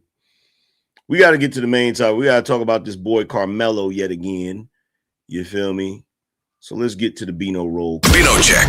If you're in the building, show your work. Drop 20 on the Super Chat or Cash app. Let's see what we got going on here. Let's see.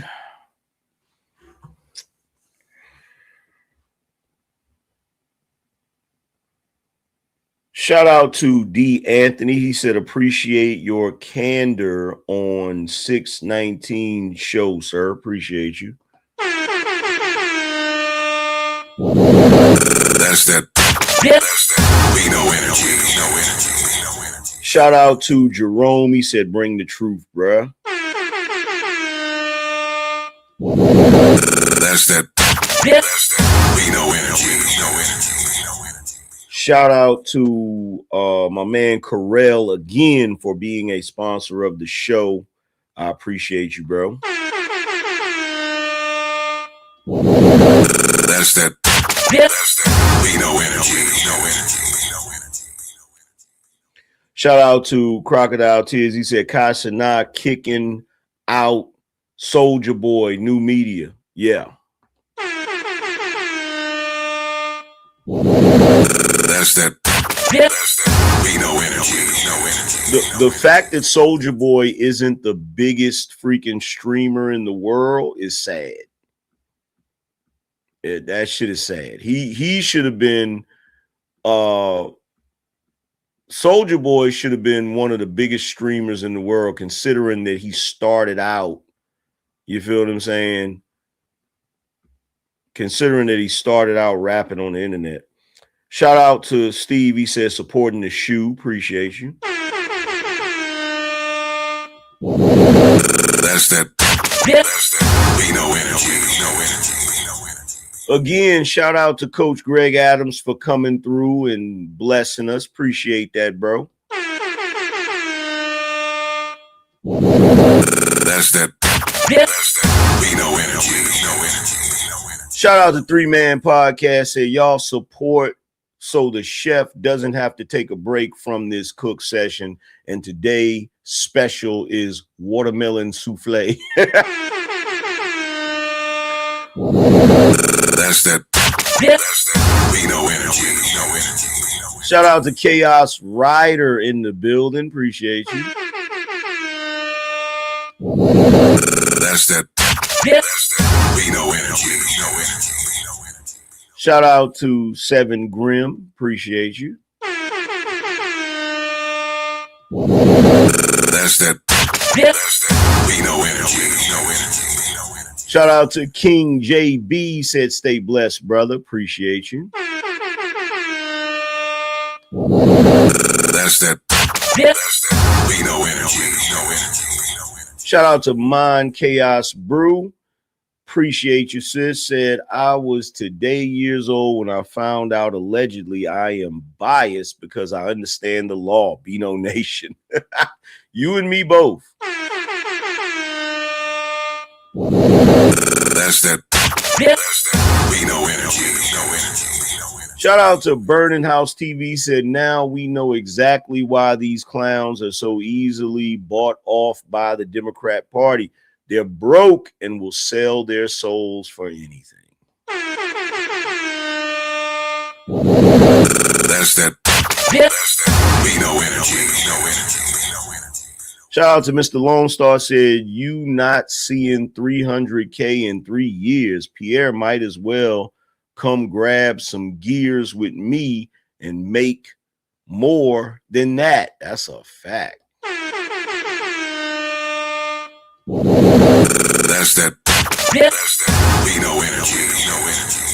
Well, you know, the illusion of Hollywood has been broken.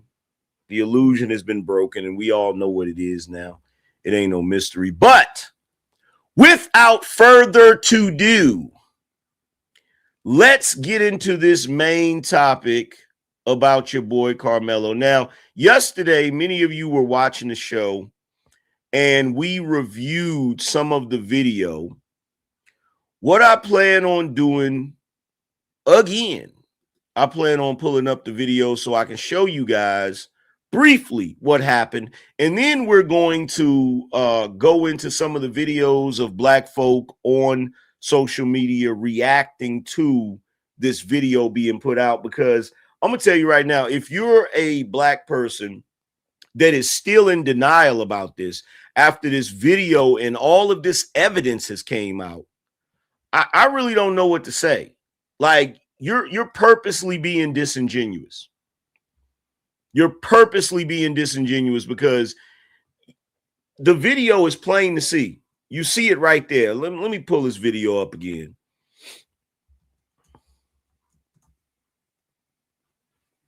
Let me pull this video up again. Let's see.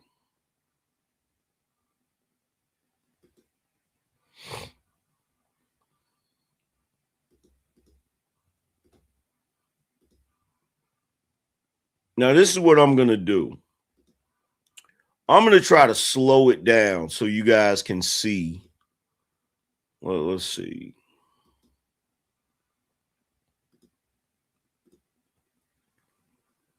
Let me see. Let's go up.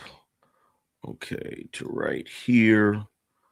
Let's see if we can I zoom in? I wonder if I can zoom in, if it'll let me zoom in. No, it's not going to do that. Not like that. Let's see. How could I possibly zoom in? It's not going to let me zoom in. Okay, so right here in this section, right? The first thing I need you to understand when you're looking at this is it's just kids sitting around or whatever. Karmelo's already under there, or he's sitting behind the tent, right?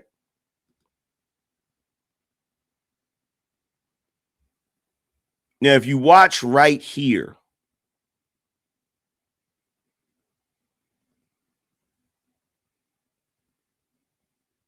if you watch like right here in this section, you see a little bit of movement. Now, you see the rest of these kids kind of just chilling.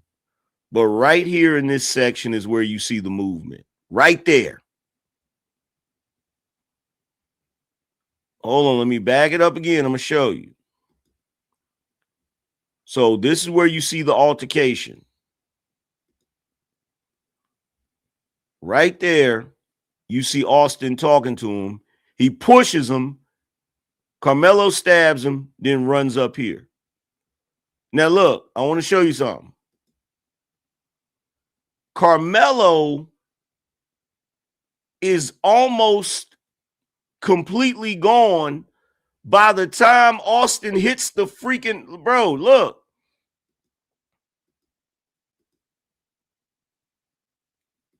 The reason you know that he wasn't getting jumped is because the other kids wasn't even really paying attention to what was going on. Because if he was getting jumped, you would have seen a whole lot more commotion. All you see is the push, the shove, and then you see him stab.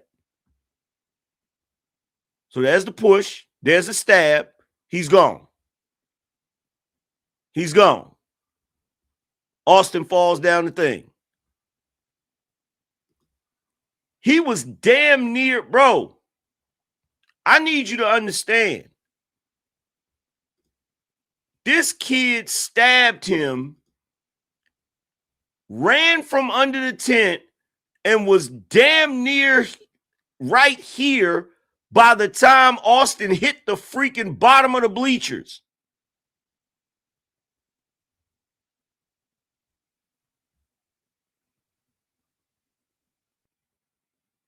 And here's the crazy part.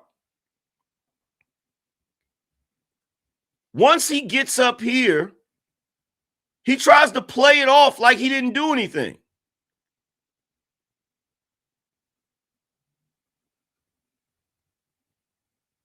Now, look, everybody gonna get mad at me for saying this,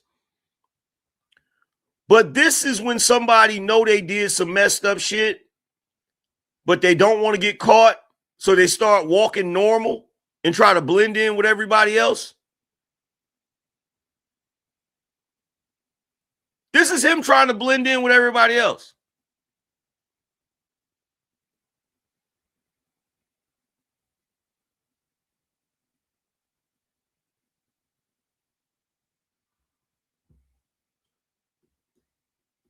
Let's go back a little bit so y'all can see it again.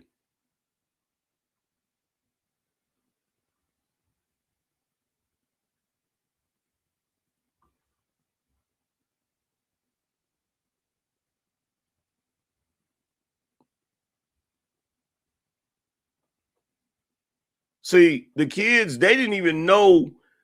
You don't see them, number one, you don't see the kids scatter until Austin falls. When they realize he was stabbed and he falls, then they take off. But if you notice, there was a brief second they didn't know what was going on. There was a brief second they didn't even know what was going on. Right here.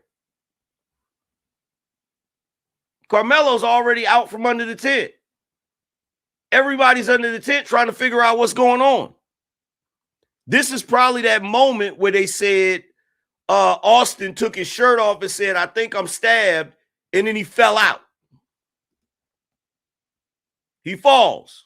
Everybody scatters. This was not Karmelo getting jumped. This was not him getting jumped.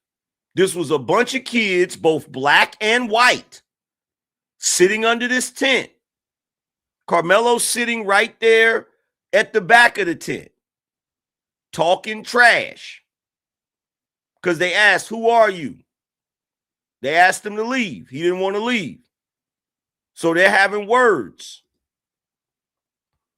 Austin pushed him, and the moment he pushed him, Karmelo stabbed him. The moment he pushed him. So for those of you to say, oh, he was getting jumped, no, the fuck he wasn't. There wasn't even an altercation. There was no altercation until Austin pushed him. There was no altercation until he pushed him. The moment Austin pushed him, Karmelo stabbed him and ran from behind the tent.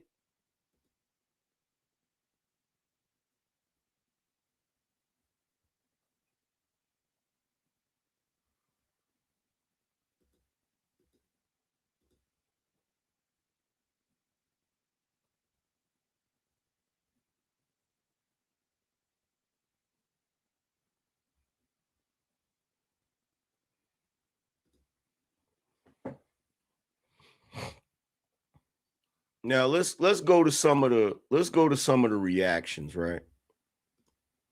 Let's go to some of the reactions of some of the people that I came across. Now, the biggest thing for me, because I went back and watched the body cam footage, and this is what I'm trying to figure out. In a moment like that, when you do something like that, your adrenaline is pumping, especially if you're scared. If somebody pushes you and you attack them with a weapon and it makes them fall out, your heart is going to be racing. Your adrenaline is going to be pumping. So answer this question for me. Why is it when that cop started talking to Karmelo, he was that calm?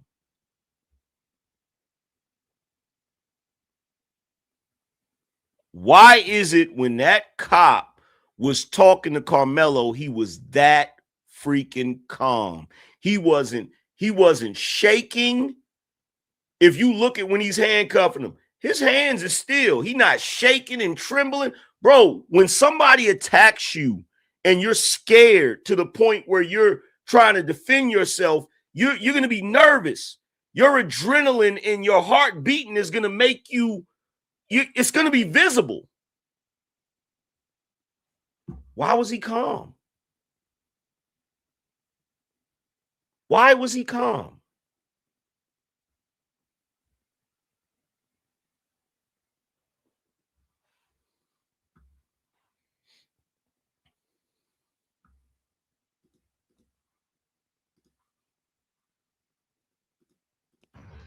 Karmelo Anthony says this: I'm not alleged. I did it. Karmelo. I was going to hold my peace, but you know what? I'm not, because I think this needs to be said, because in the black community, man, we have gone off the rails. We have gone off the rails. We truly have lost our way. We literally have some, not all, black people defending, rioting, and protesting another young man, black male, someone who unjustifiably took the life of another person. And for some of y'all, your justification, the only reason why you siding with this young man is simply because of his skin color. But if the roles were reversed, oh my goodness, you will be partying in the streets. You know I'm not lying. You'll be partying in the streets if the roles were reversed. Some of us are so blind that you have allowed your blackness and your emotions to override reality. Your blackness can be corrected. Your blackness is not always right. And you have convinced yourself that black people are innocent in every situation. You are addicted to victimhood and you are allergic to accountability. And the black community is so distracted by racism that it has neglected the real crisis. The real crisis that we need to be talking about. That we just want to sweep under the rug. We just want to stick our heads in the clouds when it's dealing with our young YNs. We want to act like it's not happening. And that's why we keep finding ourselves in these situations. The real crisis is we are raising up these YNs with no conflict resolution skills. They have none at all. All they know is anger, rebellion, and retaliation. Fight now, ask questions later. Yep. And this is how you end up in situations like this. Because some of us, we are so busy and we concerned with everything else. And all we'll do, we'll explain behavior, right? We rather explain it away than condemn it. Because we don't want to face reality. We quick to defend and look for excuses, but we are slow. I mean, slow as a snail when it comes to demanding accountability when it's us. I get it. Emotions are real. Emotions are raw. We some emotional people. I get it to a certain degree. But here's the thing. Emotions, truth, and the law are not always going to align. And in this case, the jury, they heard the facts of the case, what was presented to them, and they ruled accordingly. If you don't like it, I'm sorry. You can't cry foul when you don't get your way. You blame everybody else. You blame the public defender. You blame whoever else you can find. You blame the jury because they was all white. You just presupposing, you assuming that if there were blacks on the jury, that they would have found them innocent. And the jury was not all white. The jury was not all white. There were Asians and Latinos on that jury. So it wasn't all white people. Based on because he was black. That's what you're getting at. I mean, it's nonsense. But here's the real issue. I'm just going to cut to the chase. Here's the real issue that nobody want to talk about. You're ungodly. And you don't read, you don't live by the word of God. And that's why you're responding like this. And we are raising up generations. We are teaching generations to simply redefine right and wrong because we can't be corrected ever. We ain't never wrong. We always the victim. It's always somebody else's fault. Common theme in the black context. For some of us, not all of us. Because evil is considered good and good is considered evil. I mean, we do what we think is right. That's how we operate. And we above correction. We do what we think is right. That's why Judges in the Bible, the book of Judges, it literally says, everyone did what was right in his own eyes. This case is no different. Wake up and stop pointing the finger at everyone else. And by the way, every person I'm about to show you that's speaking on this is black. So for all you niggas that love to say, Angryman hate his own people. No, because I'm about to show you the black folk that I love. I'm about to show you all the black folk that have the same thought process as me because we all have home training. We all was raised properly. Y'all act like just because this little nigga is in high school and got decent grades, that it's impossible for him to be on some bullshit. We got an entire movie called Juice, a cult classic, where one of the members of a crew just decides he want to start taking people out. Y'all act like bishops don't exist. Y'all act like bishops don't exist.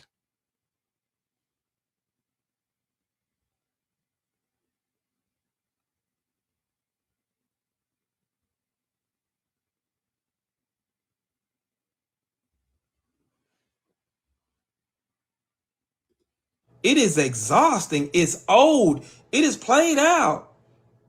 It's not the white man's fault that your children have no discipline, no fathers in the home. Communities are clueless. You know.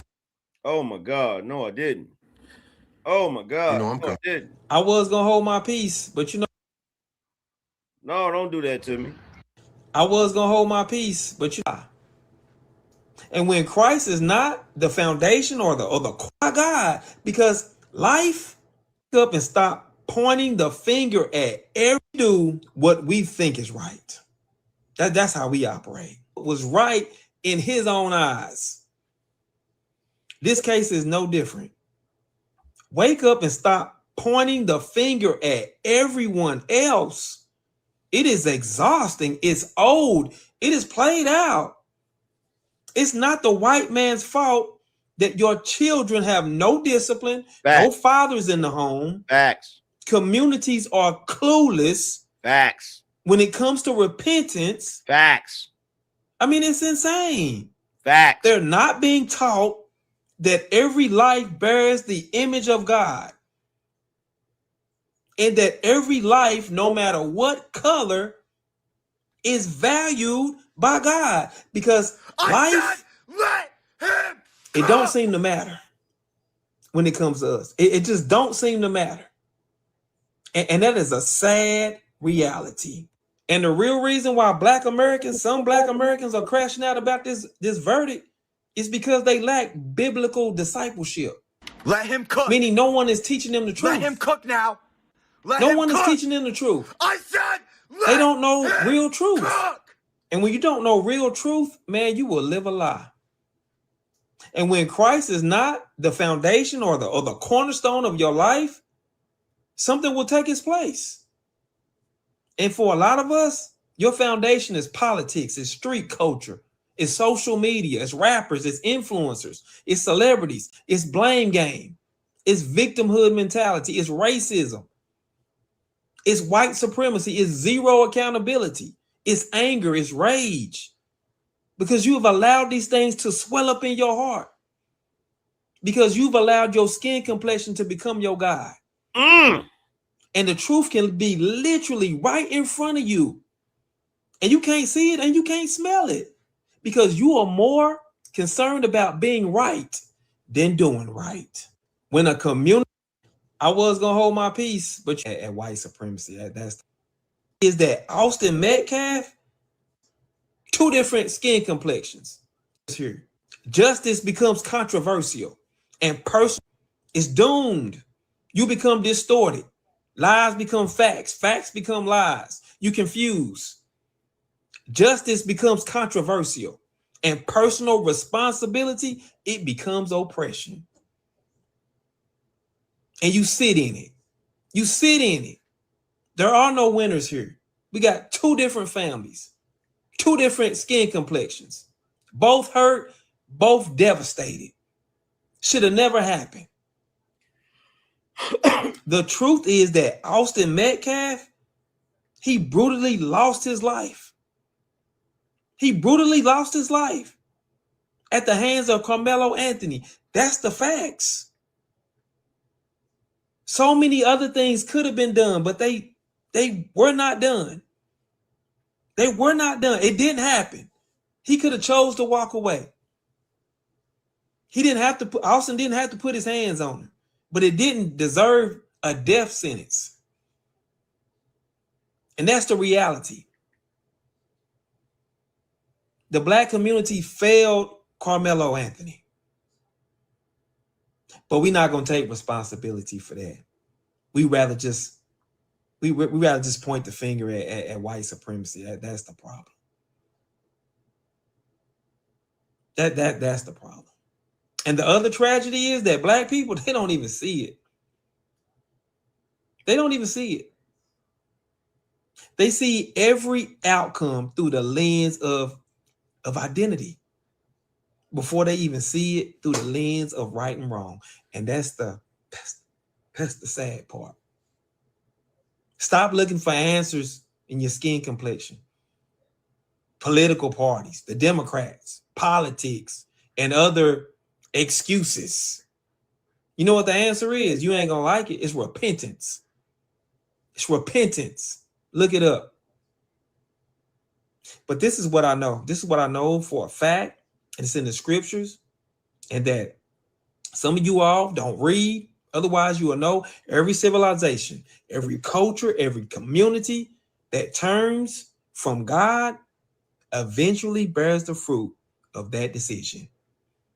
Because here's the reality. You reap what you sow.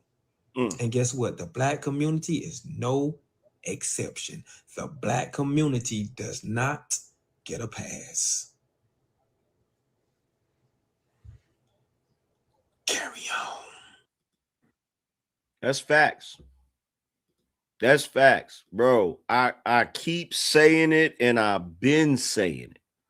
I've been saying it over and over again. And look, no amount of you niggas coming on the internet trying to shame me with blackness is gonna work. It's not gonna work. Let me tell you something. The way I was raised to do right first. Okay? And guess what? That shit ain't got nothing to do with my skin tone. That ain't got a damn thing to do with my skin tone. I was raised to do right by people and to deal with people based on how they treat me. And at the end of the day, none of that shit got a damn thing to do with my skin color. None of it. None of it. Absolutely, positively none of it. If a white guy does right by me and a black man doesn't do right by me, I'm not going to rock with that black man just because he black. That shit don't even make sense. I'm going to rock with the individual that do right by me, regardless of color, regardless of background. And some of you folks get up here and it is amazing to me because you swear up and down that white folks are so racist and all they do is stick together and they don't never want to be held accountable for the horrible things that they people did in the past. You just like them. The racist white folk from back in the day that you complain about, you are the black version of that today. You don't care about the facts of this case. You don't care about none of it. Y'all are so bad. You don't care about none of the facts. Only thing you care about is that it was a black boy against a white boy. That's all you care about. And because it was a black boy against the white boy, you figured out a way to make the black boy the victim and the white boy that lost his life irrelevant. That's what's crazy about it. You don't care about none of the facts, because here's the interesting thing about this. You Negroes were running around here with all of these conspiracy theories. Oh, the reason why they don't want to show us the video is because the video would exonerate Karmelo. Huh, surprise. Somebody said, oh, you think we ain't going to show the video? I tell you what, we going to show you the video. We going to drop the video on Juneteenth. And then let's see what you got to say. And guess what? You know what the video does? Because look, I was on a panel with some of you niggas. And you know what you niggas were saying? Well, the story, the testimony of the kids that was under the tent, all of them was saying the same thing. They all had the same exact story. And to me, that suggests that they were trained by the prosecution to say the same thing. Yeah, guess what? There's another occasion. Sometimes people will say the same thing because they've been told to say the same thing. There's also another occasion when people say the same thing, when they're fucking telling the truth. This is how backwards y'all are. The fact that you would immediately go, the fact that when everybody's story is the same, you immediately go to, they must have been told to say the same thing. It speaks volumes of your character. Because guess what? That video, the video that shows the track, the tent, the cam footage video from the cop, all of that shit lines up with the police report and the damn testimony. All of it. All of it. That cop body cam footage, you literally hear Karmelo say what he put in the police report. I'm not alleged, I did it. He literally said it. We heard it. We heard it with our own ears. We heard it when he asked, is he going to be all right? We heard all of that shit. All of that shit was in the police report. The whole video, the way it played out, is exactly how those kids described it in their testimony. But you Negroes are still running around here with your fake ass story because you just refuse to accept the fact that this little nigga is a hooligan. Y'all just refuse to believe that. Y'all act like that ain't even possible.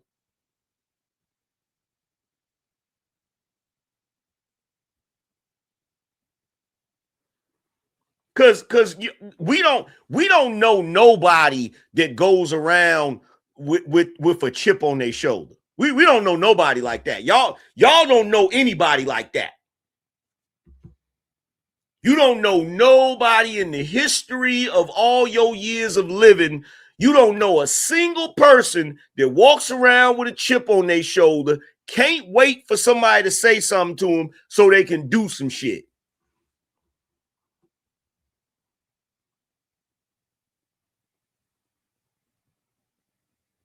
And then you try to justify, well, Austin should have kept his hands to himself. Says the group of people that can't keep their hands to themselves. I'm going to say that shit again. I'm going to say it again so everybody can hear it in the back. Press 1 if you want me to say the shit again. Press 1 if you want me to say it again. Y'all running around here talking about, well, Austin should have kept his hands to himself. Says the group of people that can't keep their damn hands to themselves. Well, who was Austin to tell him he couldn't sit under that tent? Says the group of people that don't want you coming to their neighborhood if you got on the wrong color, the wrong baseball hat, the wrong sneakers, the wrong shoelaces, the wrong tattoos. Are you serious?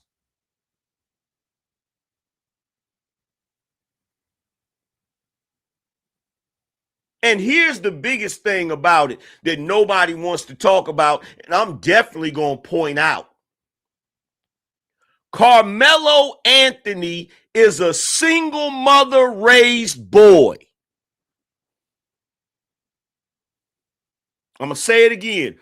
Karmelo Anthony is a single mother raised boy. Now, wait a minute, angry man. How you gonna say that when we seen the father? That ain't no father. That ain't no father. And I tell you something else too. Why do the father got Karmelo's last name, but the mama don't?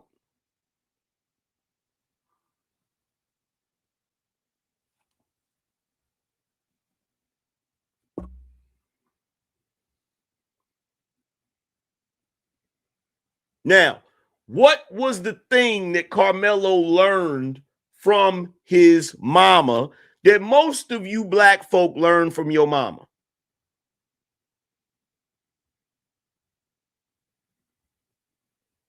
I'm going to tell you what he said.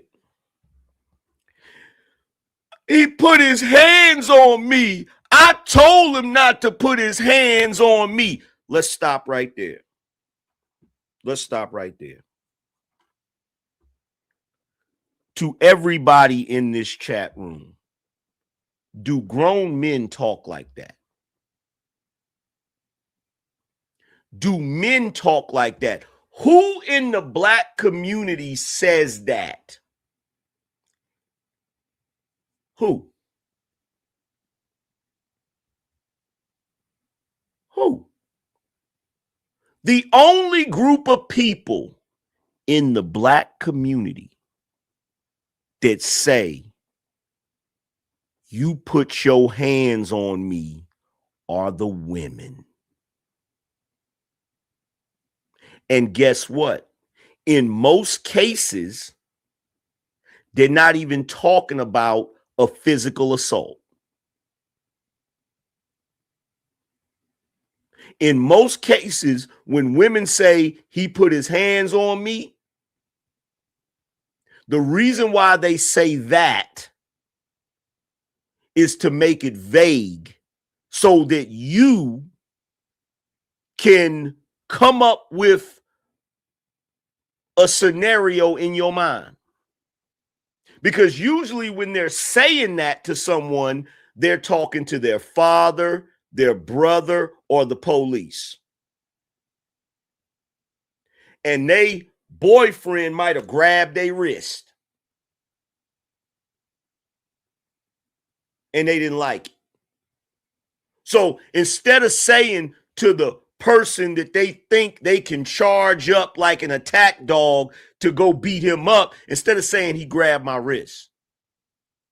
Because if you say he grabbed my wrist, you're going to be like, okay, what else did he do?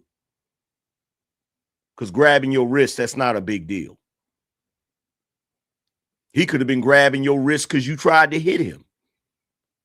No, what they say is he put his hands on me, because put his hands on me could mean anything.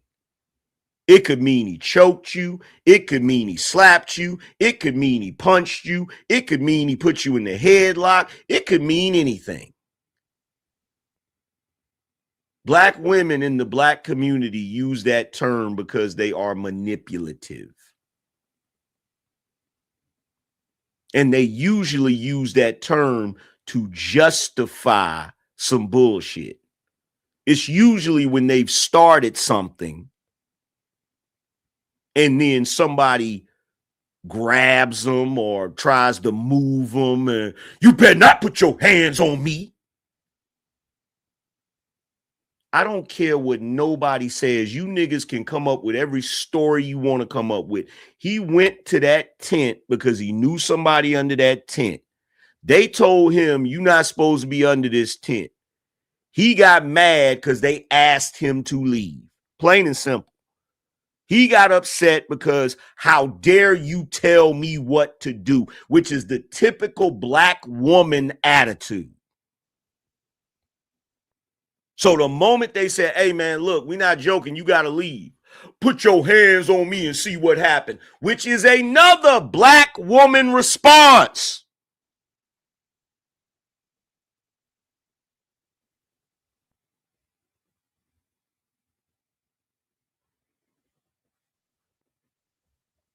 That's what you goofies don't want to deal with.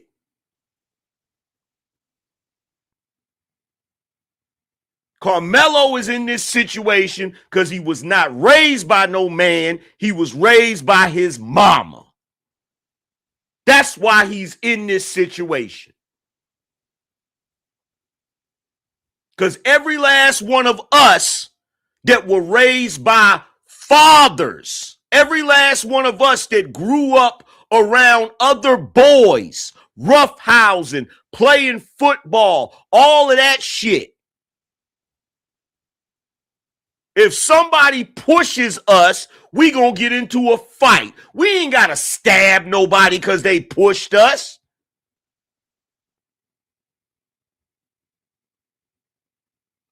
Ain't nobody scared of no shove. This Negro was scared of a shove. So much so that when he got pushed, he had to pull a knife out and stab. And I'll tell you something else too.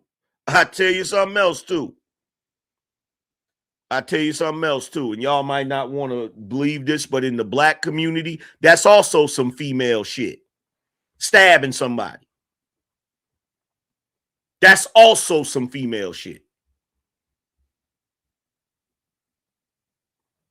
Every dude I know that has ever been stabbed is usually by either a woman or a dude that know he can't win a fight.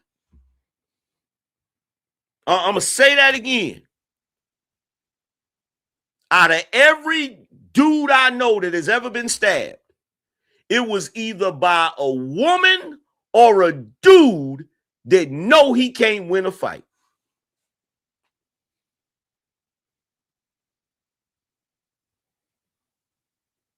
This was some single mother raised little boy activities. That's what this was. And I got news for you too. Austin was behaving like a boy that was raised by a father. Because as much as y'all want to sit back and try to pretend like he didn't have the authority, yes, the fuck he did. You know why he had the authority? Because it was his fucking tent. He was helping set up the tent. It was his damn team.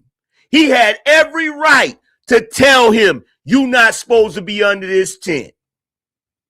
And when that little thug started running his damn mouth and talking shit and trying to scare everybody by acting like he had his weapon or whatever, Austin wasn't scared of him. He said, bro, you're going to have to leave. And he kept popping his shit, and Austin pushed him, which is what any one of us would do. Any one of us would have did it. You've been a teenager before. Any one of us would have done it. Any one of us would have either grabbed him, pushed him, something. But you know what wouldn't have happened? You wouldn't have lost your life. You wouldn't have lost your life behind it. And the way you folks is up here trying to excuse this goofy shit is beyond amazing to me. It's beyond amazing to me. I can't name how many times I've been shoved. I ain't never pull out no knife and stab nobody. I can't name how many times I've shoved somebody. They ain't never pull out no knife and stab me.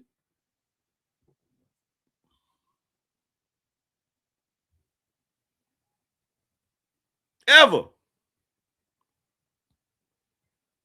And let's be clear about something. Let's be clear about something. Let's be crystal clear about something.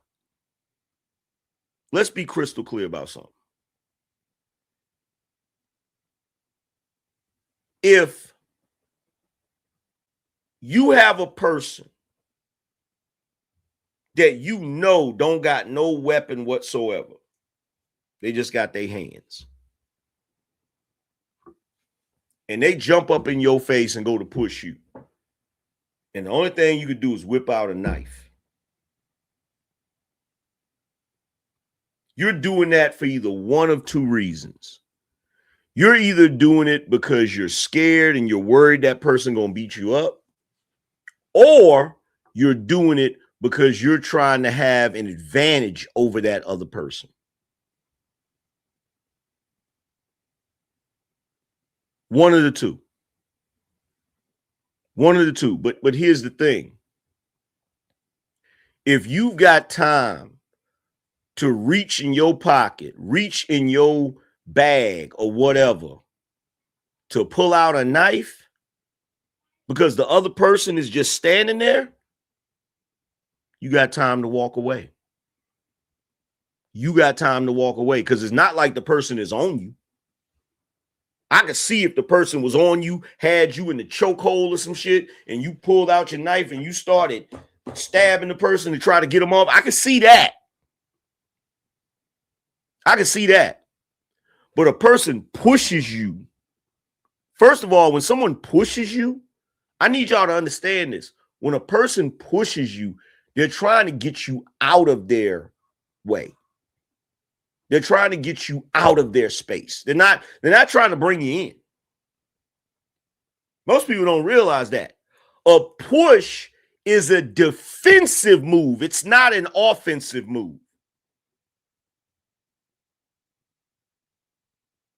So ask this question to me.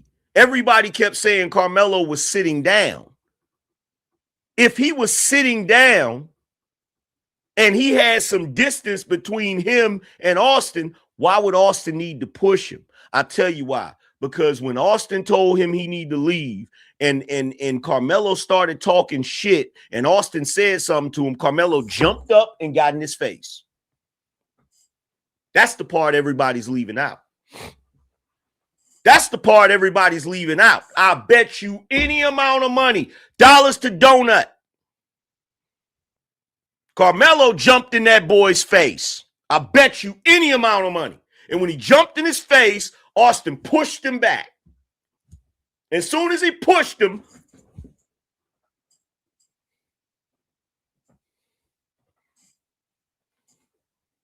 because why would he need to push him if he wasn't in his face? Every one of y'all in here, all of you guys in here have been in fights before. When have you ever closed the distance just to push someone?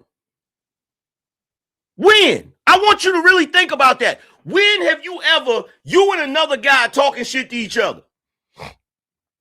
When have you ever walked over to the guy just to push him? You might walk over to him and get up, like put your shoulder on him or whatever, and then he'll push you because you walked over there.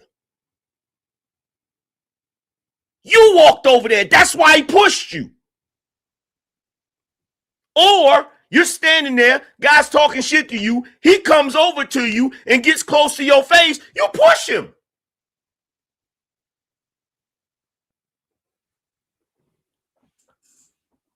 But these folks want to get up here and act like they don't know this.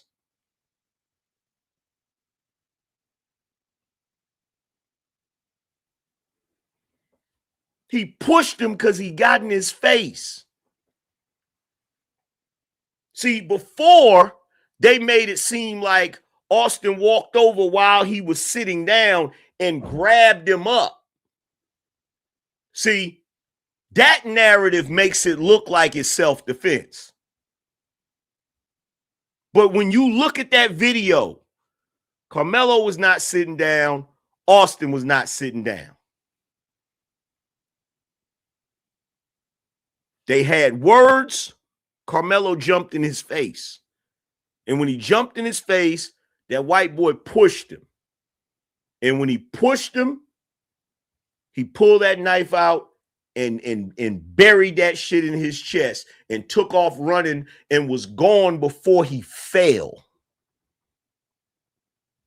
You gonna tell me that he was defending himself when he literally stabbed that boy in the chest and was gone before he knew he was stabbed?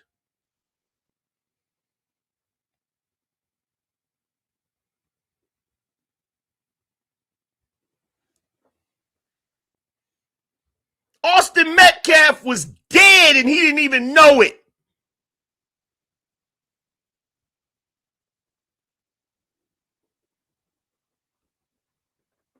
He was dead before he knew it.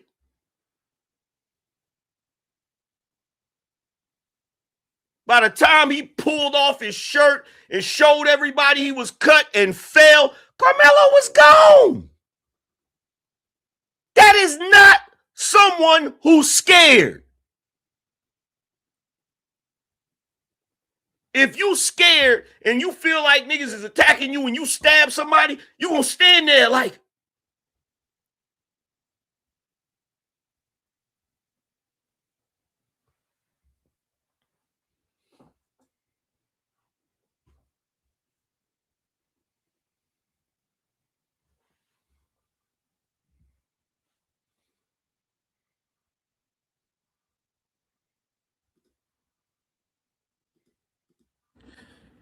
So let me get this right. The Karmelo Anthony and Austin Metcalf situation, rest his soul. The situation is starting to die down now. It's been about a week, maybe two, since the sentencing and the verdict. And the situation seems to be dying down, and just magically, all of a sudden, you release the arrest footage, and to my knowledge, you have also released the footage of the incident where, it's not that hard to find, but I saw it. Why all of a sudden now? And I'm gonna tell you why. Because it's dying down. Because you're seeing a lot less of the conversation concerning the situation. So the powers that be, you want to keep it going. You want to stir it back up, get it back in people's minds. And if people start rethinking about it, the fuck? Why does it keep doing that? Yo, this magic mouse is pissing me off, bro. to get this right, you want to keep it going. Or they're tired of you Negroes online complaining about the fact that the video ain't out. There's also that reason. Because I can't name how many content creators have been making videos talking about there's a reason why they won't release the video. One in particular is Willie D. There's a reason why they don't release the video. Hey, family, there's a reason why they won't release the video. I wish he would shut the hell up. I wish to God he would shut. I'm sitting there like, bro, go record some music.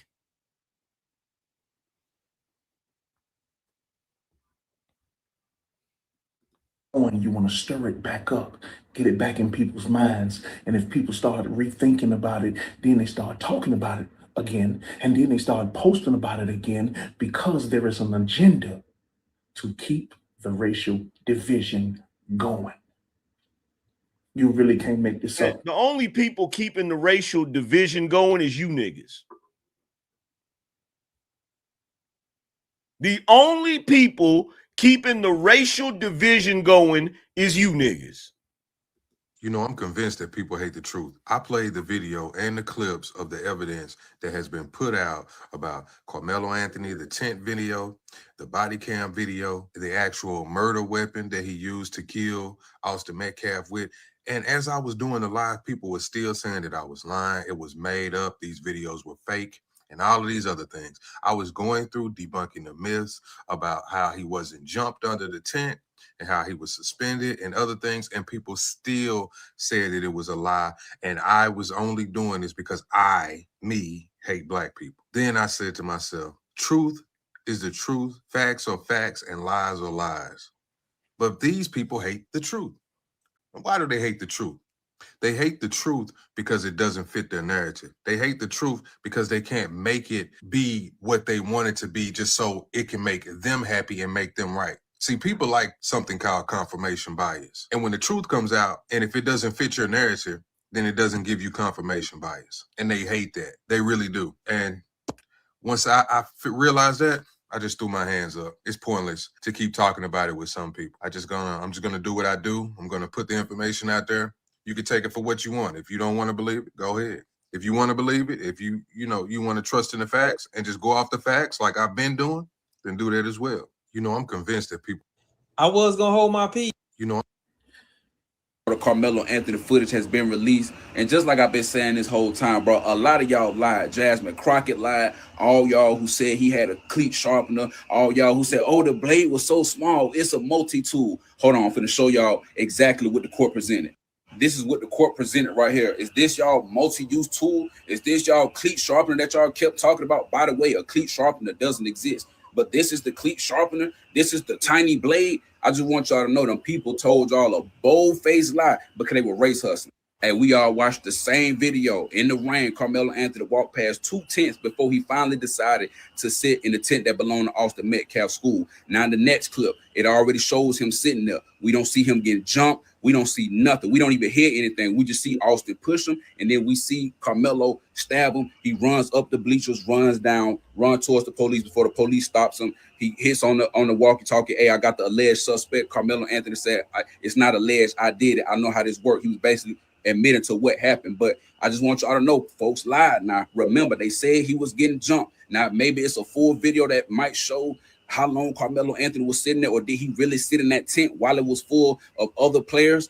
Who knows? We'll see as the days go on. But I just want to remind y'all lie about a cleat sharpener, about him getting jumped, all this bullying bullshit. It doesn't look like that. It looked exactly how the witnesses said. It looked exactly based off of Karmelo and Hunter said. So I know y'all want to run with the race shit so bad, but it ain't that. I'm going to keep saying that. The Karmelo Anthony footage. Well, y'all got y'all video. Y'all got y'all clear view of what the actual knife was. What song y'all singing today? Y'all owe that man daddy a fucking apology. Y'all owe him a fucking apology. And all of y'all that was on here swearing to God, it wasn't this, it wasn't that, it was this, it wasn't that. Y'all owe God an apology for playing like that. Y'all should feel very ashamed of yourselves. That's really crazy. And then the fact that he tried to walk and blend in with the crowd, there's y'all answer to why the fuck he was initially. It was no trying to be lenient on him. He knew exactly what the fuck he was doing when he did that shit. God bless him. That 35, yeah. Get y'all money back. Because even if you do a retrial, baby, you cannot fight that. Y'all talking about this $75,000 lawyer, baby. He literally had nothing to work with. This man chose to take the money knowing goddamn well that his client was guilty, and he played in his parents' face. His parents played in his face because they allowed him to take the motherfucking shit to court knowing damn well their son was 100% guilty. Y'all have no idea how much it makes me feel good to know that you raggedy niggas can't fool all of us black folk. You have no idea how good it makes me feel to know that a lot of my people are waking up to y'all's race hustle bullshit. It lets me know that there is hope for the black community. It lets me know there's hope. There's a portion of us that know right from wrong, know what time it is, and we're not going to allow the concept of racism and systemic racism to make us forget what's right and exact.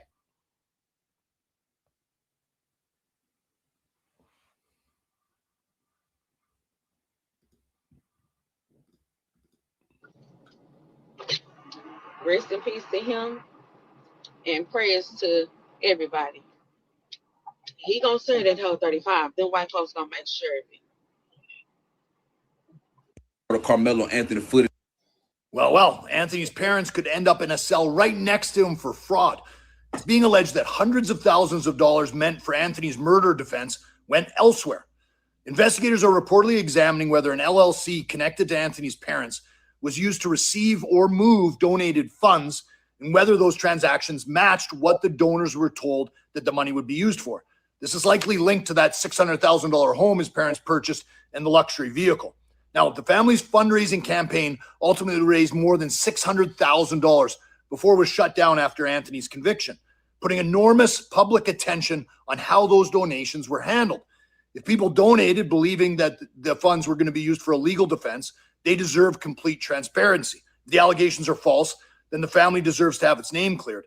But if this investigation is true, then it's almost as controversial as the criminal case itself. What do you guys think? Well, Black people are sending a very dangerous message and setting a very dangerous example for their children. You are setting your kids up to be put in the ground or to be prison labor. The number of videos, statements in my comment section, Twitter posts, thread posts to say that Austin Metcalf deserved to die because he was a bully. How can he be a bully if they never went to the same school? How can he be a bully if the day he died was the first time they met? How is he a bully? By your logic, that means that every single school shooter that we've had in the last 25 years was justified because they were bullied. Saying that Karmelo Anthony was justified in stabbing Austin because Austin was bigger than him and he felt intimidated by him by his size. You know what y'all sound like? Y'all sound like the very racists from 30 years ago that used to shoot Black people dead because they were afraid for their lives. Not even 30 years ago, 6 years ago, before body cams were mandatory. Y'all utilizing the same racist talking points. And then want to sit there and cry victim. But y'all are the main ones perpetuating, upholding, and enforcing racist white supremacist ideologies. Yep. People want to move forward, but you want to make everything about race. I've made multiple videos regarding other subjects and topics on how y'all can't see the nature and the character of a person. And now you use race as a shield to hide behind the fact that a lot of y'all are fucked up as people. It shows in your relationships. It shows in your parenting. It shows in how you navigate professional spaces. And then when people check you and people call you out on your bullshit, you want to play victim. You're setting a very dangerous precedent. You're sending a very dangerous message. You cannot throw stones, and then when people hit you back, you want to play victim. You don't have the numbers, you don't have the resources, and you don't have the support for a race war. You don't have it. And all of the allies, they see how you moving. They're like, nah, I'm cool on you. I can't fool with you. Because the individuals who are opening their eyes and realizing what's going on are seeing that the very people who are claiming to be oppressed, the very people who are claiming to be victims of systemic and institutional discrimination are the main ones who are perpetuating it, enforcing it, and upholding it. Facts. Facts. Facts on top of facts on top of facts. It's that time again. We going up. We going up. It's time to read the super chats.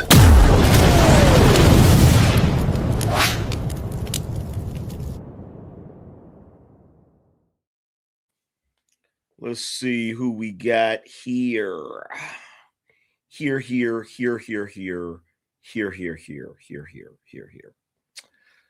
Let's see. Shout out to High Tolerance said, I did enough senior year to stay out my mom's hair, went a half day, worked, graduated early, and still got locked up twice. The second time I was looking at 2 to 8 years, got acquitted, and that was my moment of clarity. That's that Bino energy. Shout out to High Tolerance again. He said, peace, AM. I don't think Karmelo Anthony is new to this. His parents might not have a clue what he had going on. As long as you kept the grades up and your nose clean, you to the beat. I know because I was that kid. Word.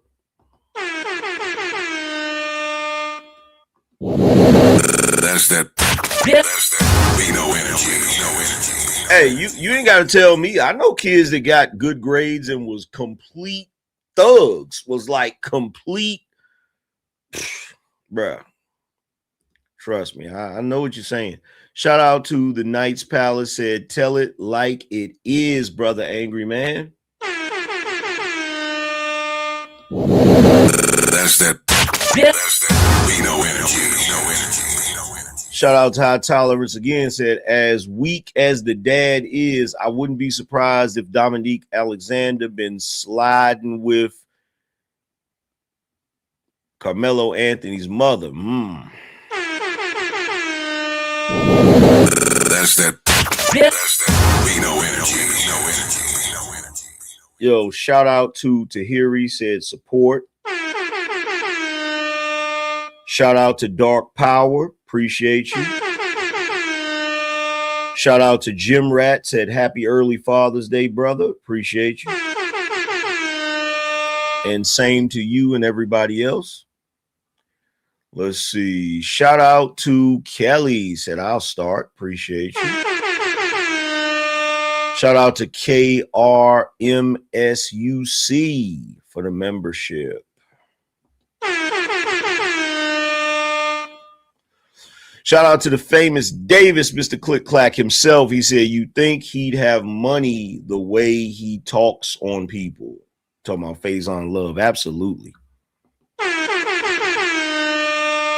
Shout out to John Doe. Said, I watched the movie A Piece of the Action because of you. Great film and great recommendation. Appreciate you, bro. Shout out to Mr. Bubbles. Said, are you going to mention the detail of him walking out of the courthouse with a man, not his father, holding his hand and guiding him?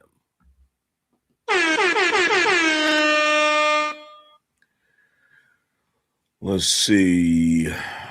Shout out to White Flag Victim.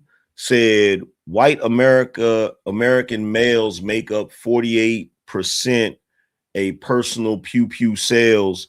My avatar is my answer to that. Salute, AM. Let's see.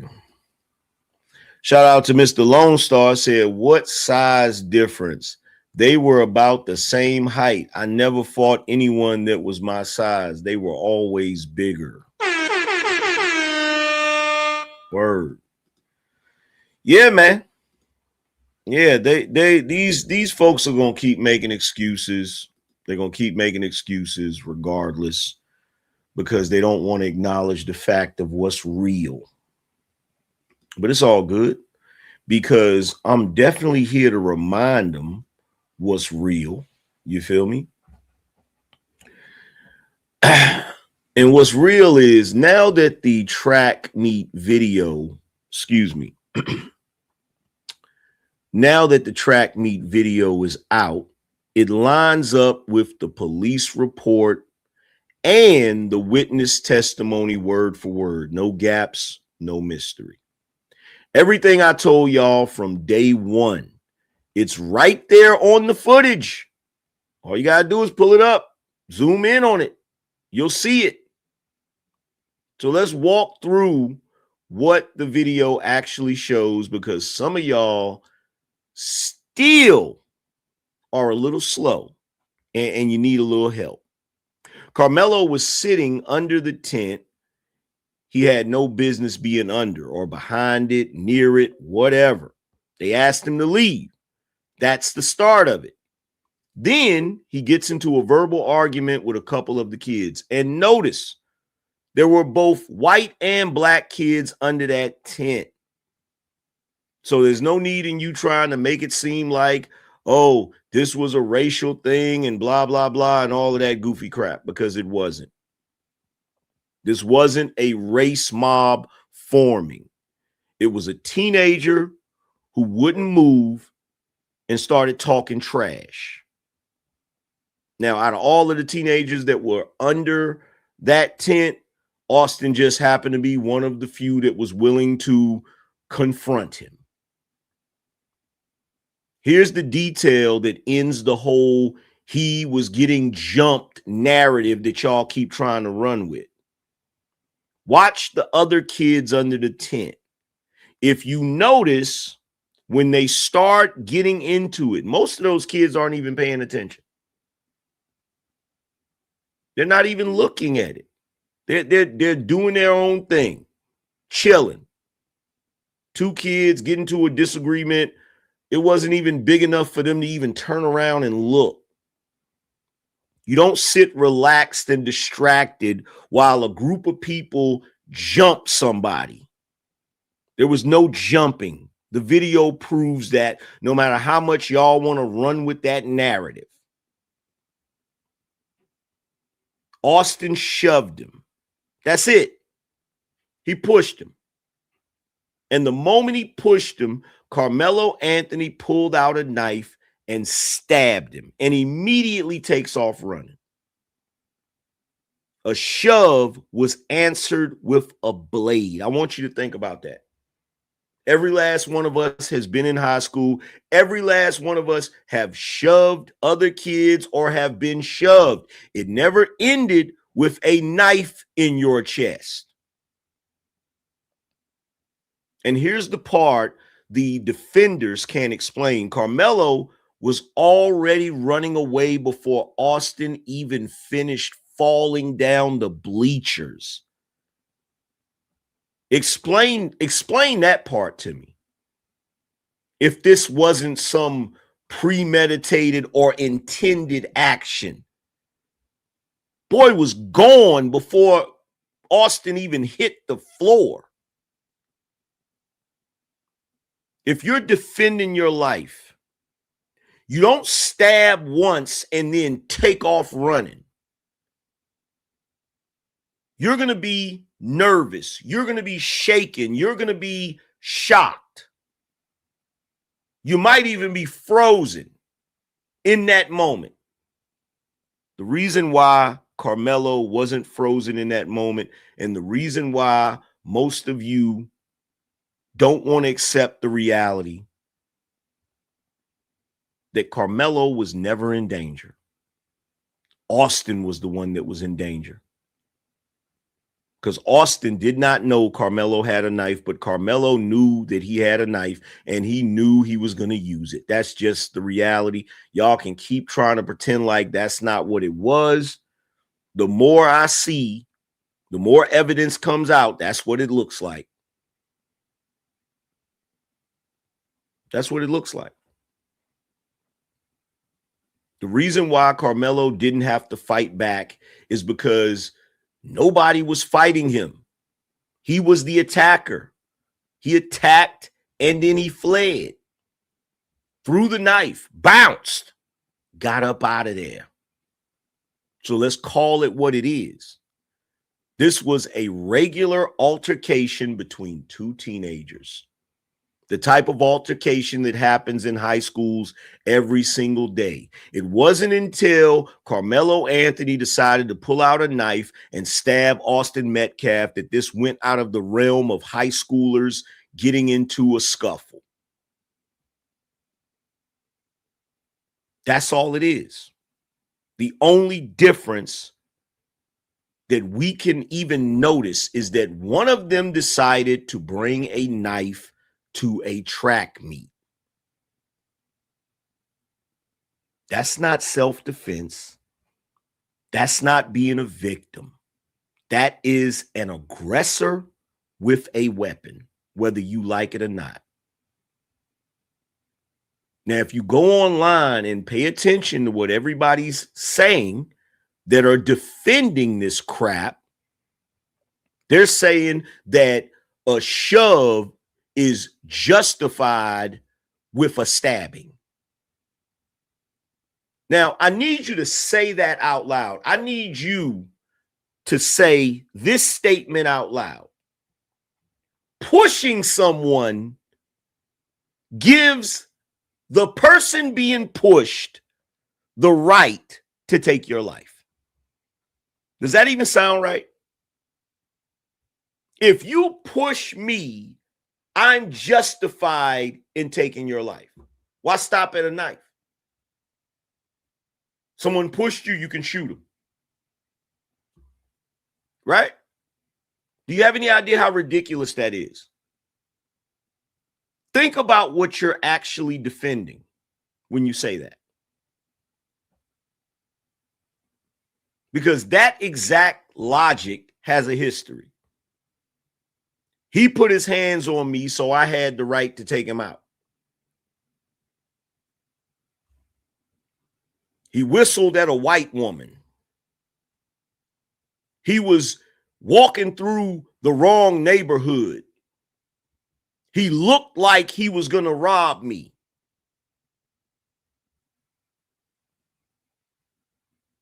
That is what racists during the Jim Crow era would do every time to justify taking somebody's life. The sad part is I never thought I would live to see the day where black people have adopted that ideology and are running around here functioning that way for the sake of racial unity. You even have some black people calling other black people race traitors. Where have we heard that before?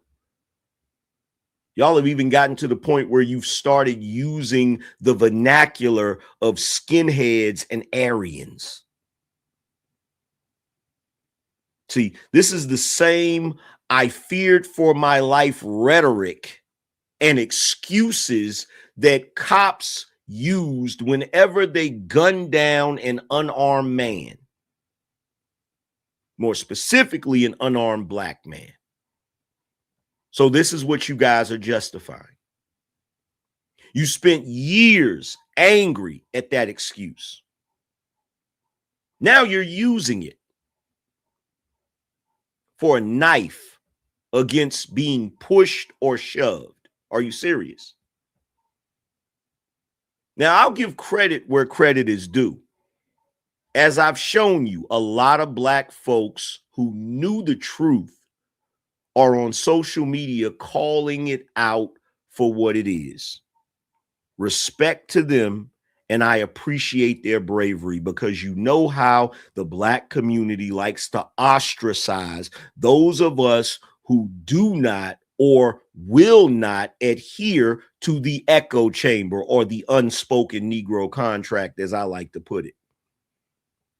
But there's still a group making up new excuses every day, defending the indefensible.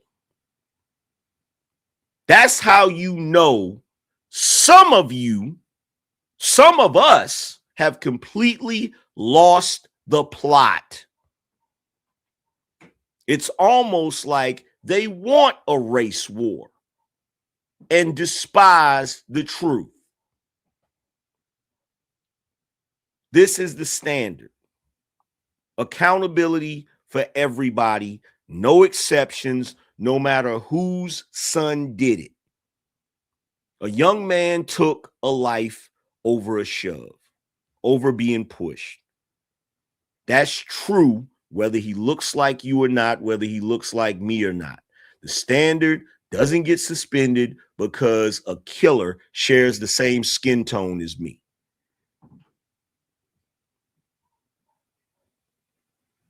If, in fact,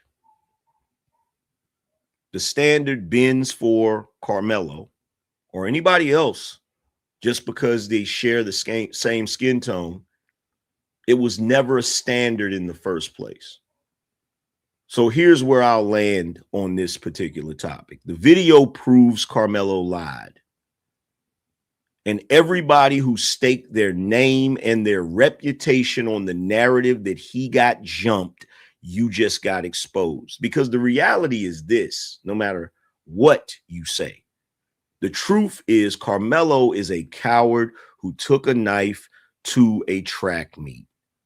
And the moment he got shoved, apparently he was so worried about getting his ass kicked that he had to stab somebody in the chest and take off running out of fear that he was going to get beat up.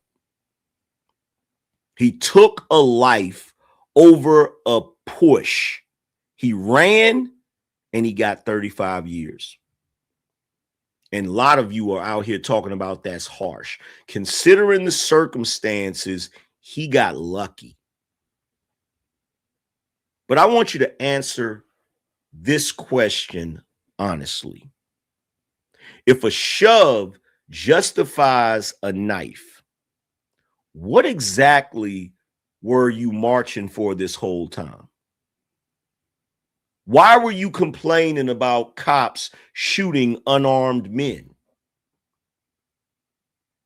If a cop is punched, shoved, assaulted in any kind of way by an unarmed man, you're basically saying that that cop has the right to use deadly force. And we know that's not what you're saying. But yo, shout out to everybody that came through. I appreciate y'all for showing love, contributing to the show and all of that good stuff. Let me read these two real quick. Shout out to Nita, said my book came out today. Thank you. Came today. Thank you, AM Bino Nation. Appreciate you. Shout out to High Tolerance. He said that little MF glided down them bleachers like Willie Dynamite. Yeah. But salute to everybody. I appreciate y'all for tuning in, showing love, contributing to the show. All of that good stuff. I'm about to get up out of here. Shout out to Bryant. He said, what do you mean that Karmelo doesn't? Man, get out of here. I'm not answering no more questions. Not answering no more questions. Just because there's a dude in your house sleeping with your mom, that don't mean you got a father. There's the answer to your question. Just because there's a dude in your house sleeping with your mama, that don't make him a father. But anyway, like I said, man, shout out to everybody that came through. Salute to y'all. I'm about to get up out of here, and I'm going to holler at y'all later. Deuces. The session is closed. The board is dismissed.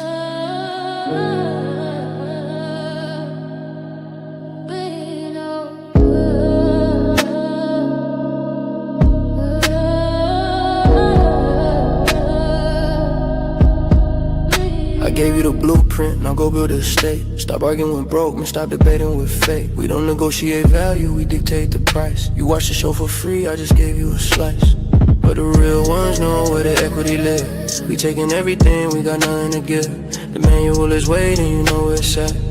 This ain't a gamble, it's a guaranteed bet. Go protect, lead. Go and plant the seed. Go protect, lead. That's the code we need. Go to the side, secure the command. The Angryman channel, the standard of the land. TheAngrymanChannel.com. Get the shirt, get the blue. Start watching, start working. We up.